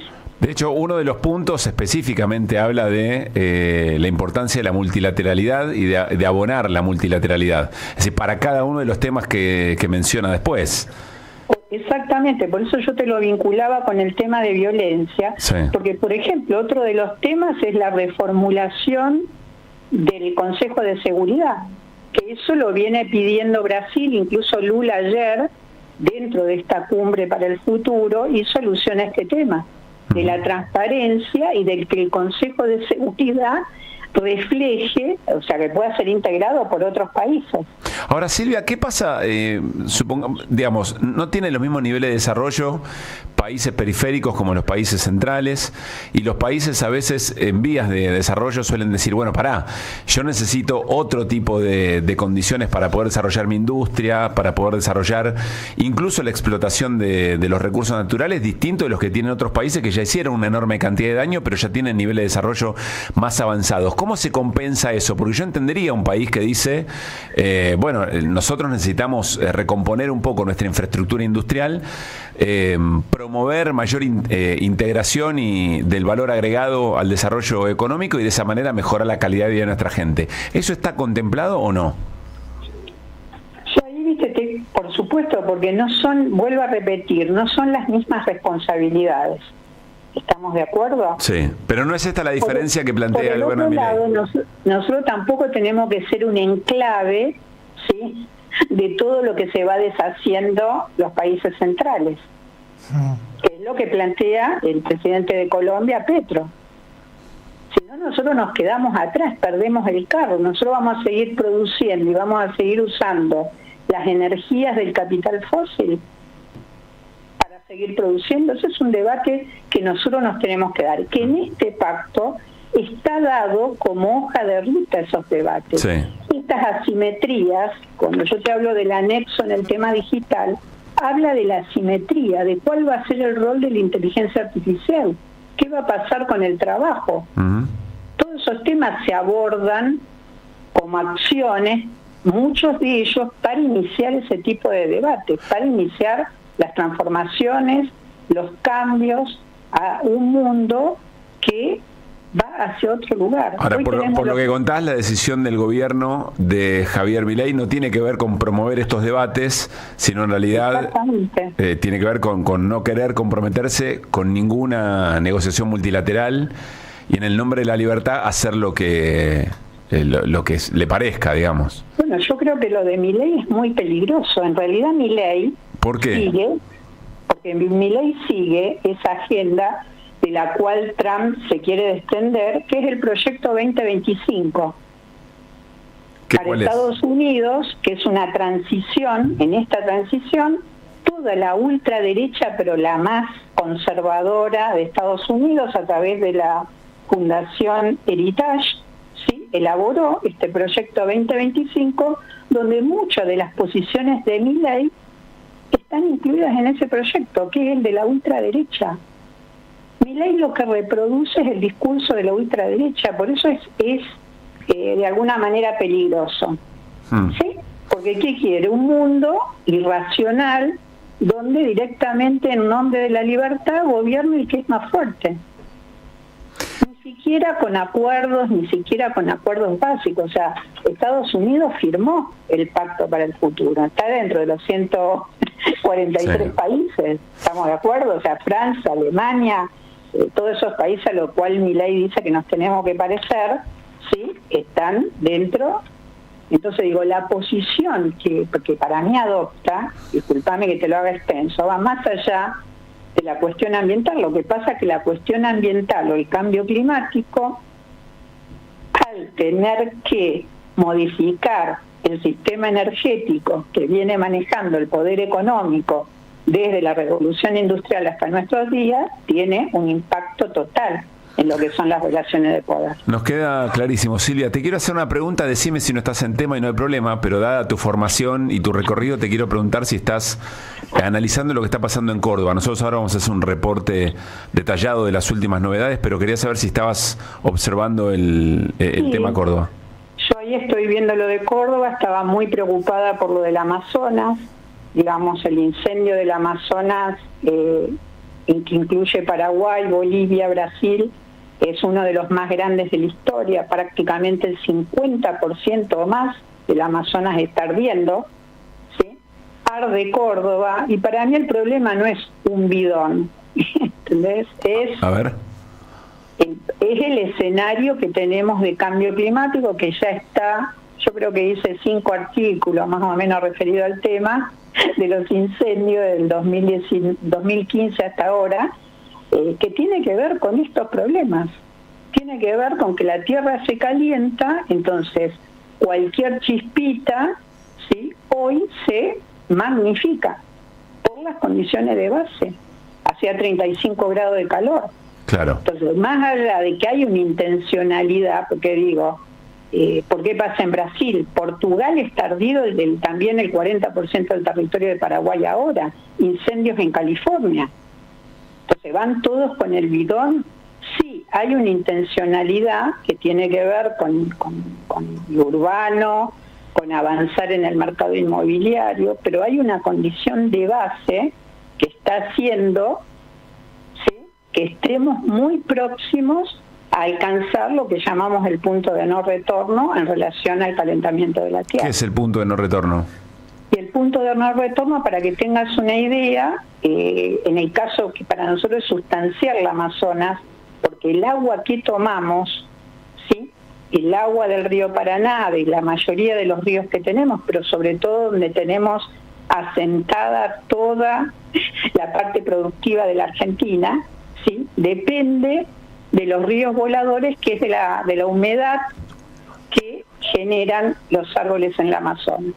De eso depende el agua de Sudamérica y depende, es el pulmón de la humanidad, ¿sí?, porque absorbe el dióxido de carbono. Y la última que te hago sobre esto, dicen que este verano va a ser más bravo que los anteriores, que ya vienen siendo... Yo digo, tomemos conciencia de, cuando vos me decías el punto de no retorno, quería terminar con esto. Perdóname, sí. El Amazonas está con un nivel de deforestación del orden del 17%. Si llega al 20%, ingresa lo que es el punto de no retorno, que significa que se pierde la selva, se transforma en una sabana. Uh-huh. Eso, estamos a un punto de ocurrir eso, por eso este pacto para el futuro ya no habla más de objetivos, sino que habla de acciones. Silvia. ¿Qué nos queda? Nos queda esta década. Ese es el tiempo que tenemos para hacer todo lo que tenemos que hacer, de acuerdo a los datos que nosotros manejamos de la ciencia, que nos dice que estamos en este punto. Y todos los incendios, por eso digo yo, más allá de la intencionalidad y que haya alguien que se quiera favorecer bajo este contexto, ¿sí?, hay una cosa mucho más grande y que Milei la entiende perfectamente bien, entiende a qué tiene que dar la disputa, ¿sí?, que es justamente llevarnos a la barbarie en un mundo donde no existan acuerdos, donde triunfe el más fuerte y el que tenga más. Silvia, volviste a mencionar el Pacto Futuro y me quedó una pregunta en relación a lo que contabas sobre cuál fue la posición de cada uno de los países. Entiendo que todo es complejo y que las razones pueden ser diferentes por las cuales un país toma una definición u otra, pero ¿por qué, por ejemplo, Cuba, China y otros países que mencionaste que están parados de la vereda de enfrente de los Estados Unidos, por definirlo muy rápidamente, votaron en contra o no se suman? Yo lo escuché un poco al representante, al ministro de Relaciones Exteriores de Cuba, y en realidad ellos no se suman porque ellos consideran que esta es una agenda digitada por Estados Unidos, ¿sí?, por los países centrales, y bueno, adoptan esa posición. Eso no significa que Cuba va a estar, ni que China van a estar en contra de llegar a un marco de acuerdo. Uh-huh. Obedece a cuestiones de geopolítica, las votaciones son así en Naciones Unidas, aún aunque uno vote por los temas ambientales. A mí me tocó estar varias veces representando a Argentina en los convenios internacionales y la verdad que las votaciones a veces no obedecían al convenio en sí, sino a otro tipo de situaciones de geopolítica, de economía, de presiones, etcétera, etcétera, etcétera. Silvia, tan agradecidos como preocupados cerramos la charla por este tiempo, por tu predisposición, porque te escuchaste para la nota las posiciones en el marco de la discusión y seguiremos en contacto. Lo que pasa, Pablo, que hay que ponerlo, o sea, es peligroso Milei, porque lo que se quiere instalar es este discurso de la barbarie. Uh-huh. Es lo que viene diciendo el presidente de Colombia. Escúchenlo mañana, él estuvo en una conferencia ahora en Chicago, hablando del nuevo orden, y él habla directamente no de la ultraderecha, sino del avance del nazismo. Y lamentablemente nos está colocando, digamos, Argentina como un país, digamos, donde se hace el enclave de esta de este avance de la barbarie. Que la verdad que tenemos que salir pronto y saber que eso es lo que confronta a Milei. Silvia, muchas gracias. Un abrazo grande. No, les agradezco a ustedes y bueno, espero que sirvan. Claro que sí, y te volveremos a llamar cuando tengamos estas iniciativas de charla. Un gran abrazo. Un abrazo, chau, chau. Silvia Oliveiro, dije bien, Guieto, licenciada en Química, docente en Ingeniería Ambiental del UTN, también de la UMED, experta en el Programa de Naciones Unidas para el Medio Ambiente. Como ella decía, fue parte, representando a la Argentina, de varias firmas de este tipo de acuerdos y nos da un panorama muy complicado. Tremendo. Muy complicado. Lo del punto de no retorno, yo la vi a Radiche que se está escondiendo en la silla porque... No, es que es imposible, ¿viste? Cuando, además teniendo esto, ¿no? Un presidente que niega todo tipo de situación real, que te la dicen todos los científicos, estamos al borde de la extinción. Esto es un delirio. Me gustó de Silvia la complejidad en el análisis, ¿no? Sí. Que entendía lo que Luis Lispa le preguntaba, bueno, cada país toma distintas decisiones, pero no quiere decir que están en desacuerdo en general con realizar acciones en cuidado del ambiente, pero sobre todo nos decía, en la base de todo esto está la defensa del multilateralismo. Eso es lo que en este pacto del futuro del que les estamos mencionando. Decir, y el Amazonas, lo del Amazonas fue tremendo porque en realidad no es ni siquiera una preocupación solamente nosotros, es de todo el planeta. Sí. Es de todo el planeta. Sí, justo a nosotros la agüita nos cae medio directo, ¿no? Pero el agua es una gran preocupación en todo el planeta. A veces parecería que las corporaciones, las grandes corporaciones, que son las que sacan rédito de las tierras despejadas gracias al fuego, viven en otro planeta. Digamos. ¿En qué planeta viven las grandes corporaciones? Los dueños de esas corporaciones. Por ahí creen que tienen mucha guita como para zafar de las consecuencias de lo que... Sí, o en lo que está armando Elon Musk ahí, viste, en el espacio. No sé. Las parcelas. El loteo en Marte. Qué terrible. 542. Deja tu mensaje en nuestra línea de oyentes de WhatsApp 11 3200 0530. Somos Radio AM530. Tiempo Argentino es un medio libre, pero libre en serio. ¿Qué decimos con libertad? En una época en la que todo tiene precio y es exclusivo, todos nuestros contenidos son libres. Todos los días te acompañamos en nuestra web, en las redes, con un programa de radio cada sábado y con el diario en papel todos los domingos. Para que sigamos informándote, hoy más que nunca, banca a Tiempo Argentino. Asociate en tiempoar.com.ar y construí el medio que te defiende. Ediciones Cicus. Palabra escrita hecha libro. Semilla. Palabras puentes y no muros.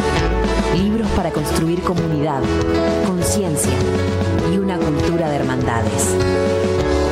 Búscanos en tu librería amiga, ferias o en nuestro sitio web www.cicus.org.ar. Ediciones Cicus. Libros para una cultura de la integración. Café Bantú. Máquinas expendedoras de oficina y también el mejor café para tu casa. Teléfonos 4304-3927 y www.cafebantú.com.ar. ¿Sabías que gracias a las obras que estamos haciendo en Plaza Italia, pronto vas a disfrutar de un paseo peatonal con áreas de esparcimiento donde antes había un estacionamiento? También vamos a plantar más de 100 nuevos árboles y sumaremos más de 800 metros cuadrados de espacios verdes que tanto disfrutamos los platenses. Pronto te vas a encontrar con nuevas luminarias, mobiliario y juegos. Prepárate para encontrarte con el disfrute. Prepárate para encontrarte con tu ciudad. La Plata, capital del encuentro. En AM530 pasan muchas cosas. Y todo lo que pasa está en la red.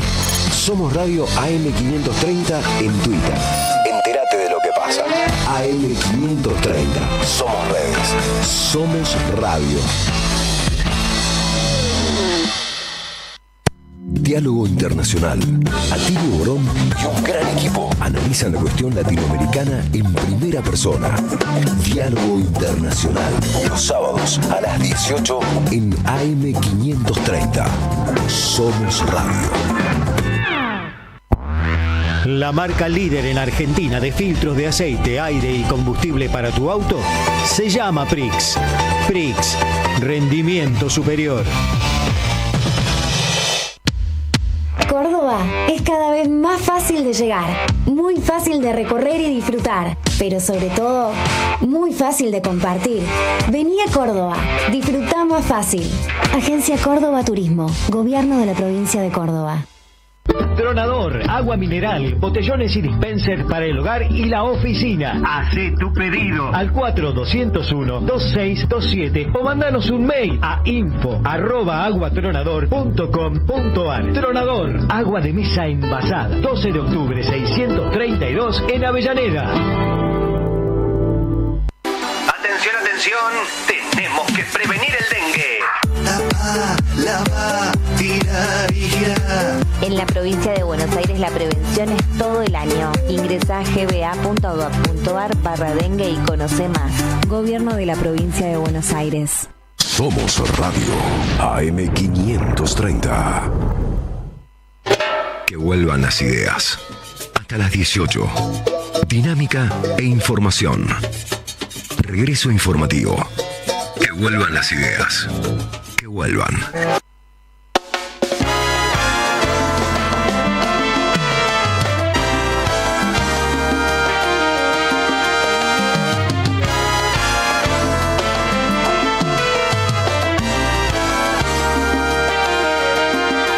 5:46, Radiche. Bueno, a ver, en un ratito nada más la Academia del Cine de la Argentina va a dar a conocer cuál es la película que nos va a representar para los próximos premios Oscar. Y digo esto a modo de introducción, lo vamos a comentar mañana seguramente, con cuál fue finalmente la elegida y qué ocurre en el encuentro que tienen hoy algunos representantes del cine de nuestro país. Pero lo cierto es que comenzó el Festival de Cine de San Sebastián y ahí también hay una representación del cine de nuestro país y del pensamiento sobre lo que está ocurriendo con el cine de nuestro país. Digo porque están, por ejemplo, Cristina Vanegas y Maricela Álvarez con la película La llegada del hijo, está La gente del jockey con Nahuel Pérez Vizcayar, la nueva película de Luis Ortega, está Leo Esbaraglia con Diego Lerman y con Renata Lerman por El hombre que amaba los platos voladores, Simón en la montaña con Toto Ferro y las antenas puestas sobre el cine argentino, porque en el comienzo de la apertura, quien estaba haciendo la ceremonia de apertura, un presentador, Andreu Buenafuente, hizo referencia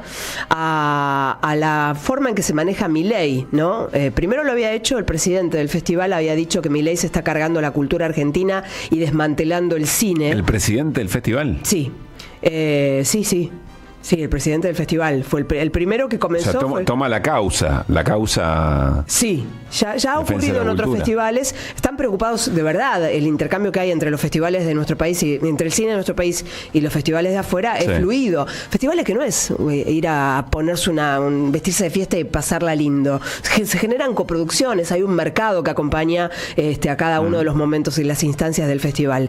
Bueno, la cuestión es que el humorista Andreu Buenafuente, ¿cómo me cuesta decir Buenafuente?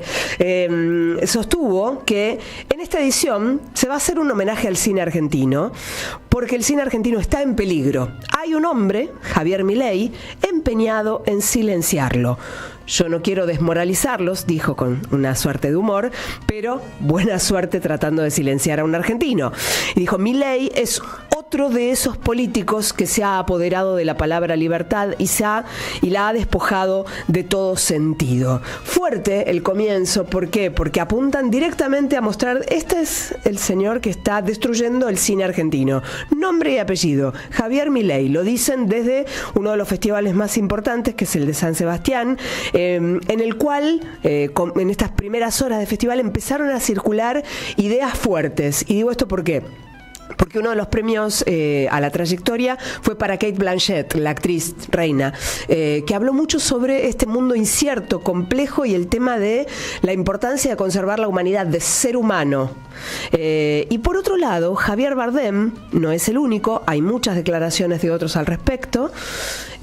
Hizo declaraciones a propósito de la Franja de Gaza y su opinión respecto de lo que allí ocurre. Tenemos el registro del momento en que Javier Bardem, actor también distinguido con el premio Donostia a la trayectoria, así se refería a Gaza. Lo que está sucediendo en Gaza es totalmente inadmisible, es terrible, es deshumanizante.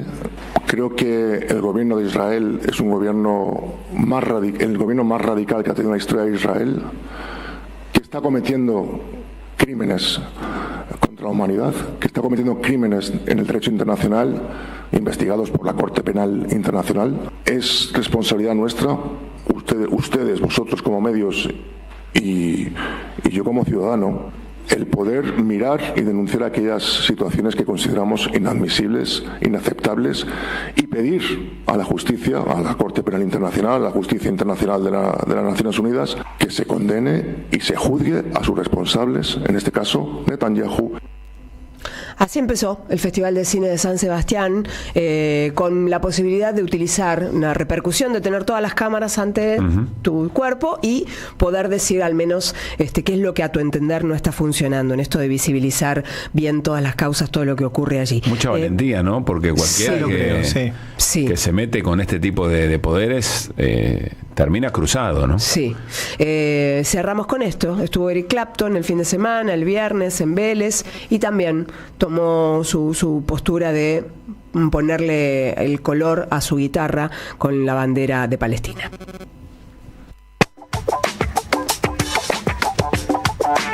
Que vuelvan las ideas.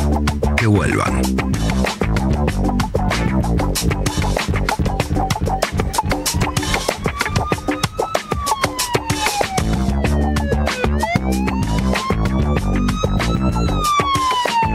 Queremos cerrar el programa volviendo a los incendios en la provincia de Córdoba. Está nuestra colega Marcela Fonsfria, es periodista de Cadena Urbana, está en el Valle de Calamuchita cubriendo los incendios. Marcela, un gusto, soy Pablo Caruso con Gaby Radiche y Luis Pablo Giniger. Hacemos que vuelvan las ideas aquí en Buenos Aires. ¿Cómo te va? Hola chicos, muy pero muy buenas tardes, un gusto saludarlos desde la provincia de Córdoba. La verdad que, no son tan buenas tardes para nosotros los cordobeses, la verdad es una situación lamentable la que estamos viviendo por estas horas, estos últimos días. ¿Qué características tiene en este momento, Marcela, esa escena, suponiendo que nos está escuchando alguien que no está todavía del todo enterado? Crítica, es muy crítica, y desde la provincia de Córdoba, desde los cuarteles de bomberos, jefe de cuarteles de bomberos y demás, nos informan que la situación va a ser crítica al menos por 48 horas más. Recordemos que nosotros estamos bajo una oleada de vientos que azotan la provincia de Córdoba desde hace ya varios días, donde van rotando los vientos de norte a sur, de este a oeste. Entonces imposible, más la sequía que nosotros tenemos en nuestra provincia, hace que sea casi imposible y que la tarea de todos los bomberos que tenemos trabajando en nuestra Sierra de Córdoba sea imposible y nula. Qué bárbaro esto que contás. La verdad que es muy lamentable, es muy lamentable. O sea, los esfuerzos de todos los dispositivos de la provincia no le hacen ni cosquillas, digamos. No, son esfuerzos en vano, lamentablemente es en vano. Nosotros tenemos activos 3 focos, 2 de ellos muy complicados, uno en el Valle de Punilla, donde el operativo se centra en la cumbre, donde están los camiones cisternas que abastecen a los aviones. El día sábado se abastecieron alrededor de 140 aviones. Esos aviones cargan 3.000 litros de agua, se cargan en 1 minuto y medio promedio cada avión, con una tarea realmente maratónica, más los helicópteros. Y después tenemos centrado un foco muy importante en el Valle de Calamuchita, que está entre la cumbrecita Villa Berna, Villa Alpina, que también está descontrolado, que las tareas de los bomberos, bueno, es, como te digo, maratónica y casi en vano porque las condiciones del tiempo no acompañan, porque no se esperan lluvias para los próximos días y porque los vientos, en lo que se espera estas 48 horas, van a ser críticas sin dudas, que bueno, van a completar toda esta catástrofe que está viviendo como hacía muchos años no lo vivía la provincia de Córdoba. ¿Por qué lo de los vientos? Porque los vientos impulsan las llamas ¿hacia dónde, Marcela, para entenderlo bien? Las impulsan para el lado del bosque nativo, para el lado de casas. Recordemos que nuestras sierras de Córdoba se han hecho edificaciones entre medio de los cerros, entonces también por eso se complica la labor tenemos 21 casas quemadas. Las clases están suspendidas, se suspendieron el suministro de agua y electricidad. ¿Y qué pasa? Al ser bosque, la tarea de bomberos es cuerpo a cuerpo con el fuego y de manera aérea. Tenemos más de 700 bomberos trabajando a lo largo de toda la provincia de Córdoba. Y bueno, la situación, como te digo, es y va a seguir siendo muy crítica. La sequía que nosotros estamos viviendo obviamente colabora a todo esto, y los vientos tenemos vientos de hasta 70 kilómetros por hora. Perdón, Marcela, te quería preguntar por esto que está circulando desde ayer con desesperación, que es pedir la emergencia nacional. ¿Qué cambiaría si ocurriera eso? Mira, en declaraciones vertidas no hace más de una hora por el gobernador de la provincia de Córdoba, Martín Yarlora, porque se habla mucho de que la nación no está proveyendo de insumos y demás y ayuda humanitaria para la provincia de Córdoba. El gobernador salió a desmentirlo y informó que la nación desde el día 1 está colaborando. ¿Qué pasa cuando se pone en práctica el desastre natural o que estamos en emergencia nacional? Que todo el país, todos los cuarteles de bomberos y toda la ayuda se centra en este caso en la provincia de Córdoba. La provincia de Córdoba tenemos los equipos de bomberos preparados y mucho insumo, porque somos un lugar donde se sabe que hay incendios. Y en el 99% de los casos cabe destacar también que son ocasionados por el hombre. Hay una persona detenida de 19 años, intencional, el incendio de Punilla. El gobernador pidió que se modifique la ley porque tiene que haber penas muchísimo más drásticas, porque recordemos que la pena máxima es de 3 años y no es excarcelable, entonces es lo mismo que nada. Los fondos destinados ante esta catástrofe desde el gobierno de la provincia de Córdoba eran de 1.500 millones de pesos en caso de la tragedia que generalmente nos abarca en la provincia.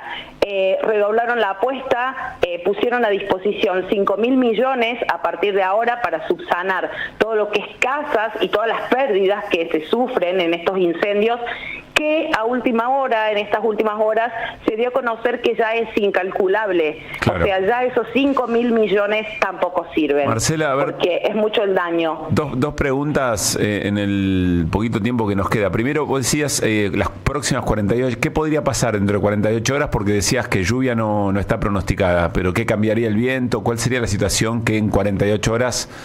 Bueno, traería, no sé, no quiero decir reparo porque la situación, no hay reparo que valga ya, pero... Las 48 horas que todo el esfuerzo humano y aéreo y económico, si querés llamarlo de esta manera, sí, puedan ayudar al menos contener y parar un poco el desastre.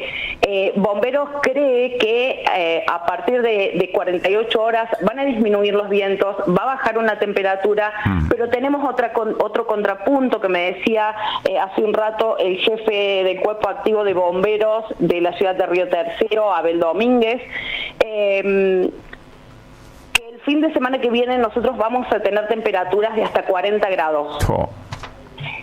los vientos, por más que no sean fuertes, van a seguir influenciando todo eso. Yo les diría que estamos en una bomba de tiempo. Dios. Lo que es Calamuchita, por ejemplo, lo que es Villa Berna, Villa Alpina, Villa Yacanto, ayer tuvieron que rescatar a 400 personas que estaban en el Cerro Champaquí con una logística impresionante, y es toda zona de pinos. Y cuando agarran los pinos es combustible del ambiente. Chicos, ustedes no tienen ni idea lo que es. Ustedes no tienen dimensión de lo que es. Es impresionante. Marcela, la verdad que yo tengo 45 años, sí, y hemos vivido muchísimas catástrofes de estas en la provincia de Córdoba. En el 2020, en medio de la pandemia, sufrimos incendios muy, pero muy graves, pero como este, muy pocas veces visto. La verdad que es muy penoso, muy lamentable, muy triste para los cordobeses, porque amamos a Córdoba y porque tenemos un sentido de pertenencia muy particular, y bueno, ver en la forma que la provincia está incendiada, literalmente así, chicos. Marcela, a ver, gracias por el profesionalismo en algo tan doloroso para narrar, nuestra solidaridad, y estaremos en contacto. A disposición de ustedes para cuando lo necesiten, y acá estamos, rezando para que venga el agua en algún momento. Parece que no, pero ¿quién dice que por ahí no ocurre un milagro? Que estés muy bien, un abrazo grande. Abrazo grande a ustedes. Bueno, Córdoba esperando un milagro, bien lo decía nuestra colega, ¿no? Se nos fue el programa, nos habían quedado varias cosas para comentar, pero me quedo con la idea, más allá de lo que nos decía Silvia hace un rato. Está bien, el bidón está, pero es toda la condición de... Claro, porque no es el primer incendio en Córdoba, pero claro, el contexto actual en relación al cambio climático, la sequía, las no lluvias. Hace 10 meses que no llueve en esa zona, es muchísimo tiempo, lógico, generan condiciones ideales para que el fuego se expanda. La seguimos mañana con las cosas que nos quedaron pendientes. Charly Escalante de regreso triunfal. Gracias por haber estado ahí. Reni Pérez Córdoba, Nico Lacaba, Alejandro Aymú, el equipazo de Que Vuelvan las Ideas. Gaby, pasala bien. Igualmente. Chau, Luispa. Hasta mañana. Abrazo grande, Néstor. Nos reencontramos, por supuesto, mañana para seguir haciendo Que Vuelvan las Ideas. Chau.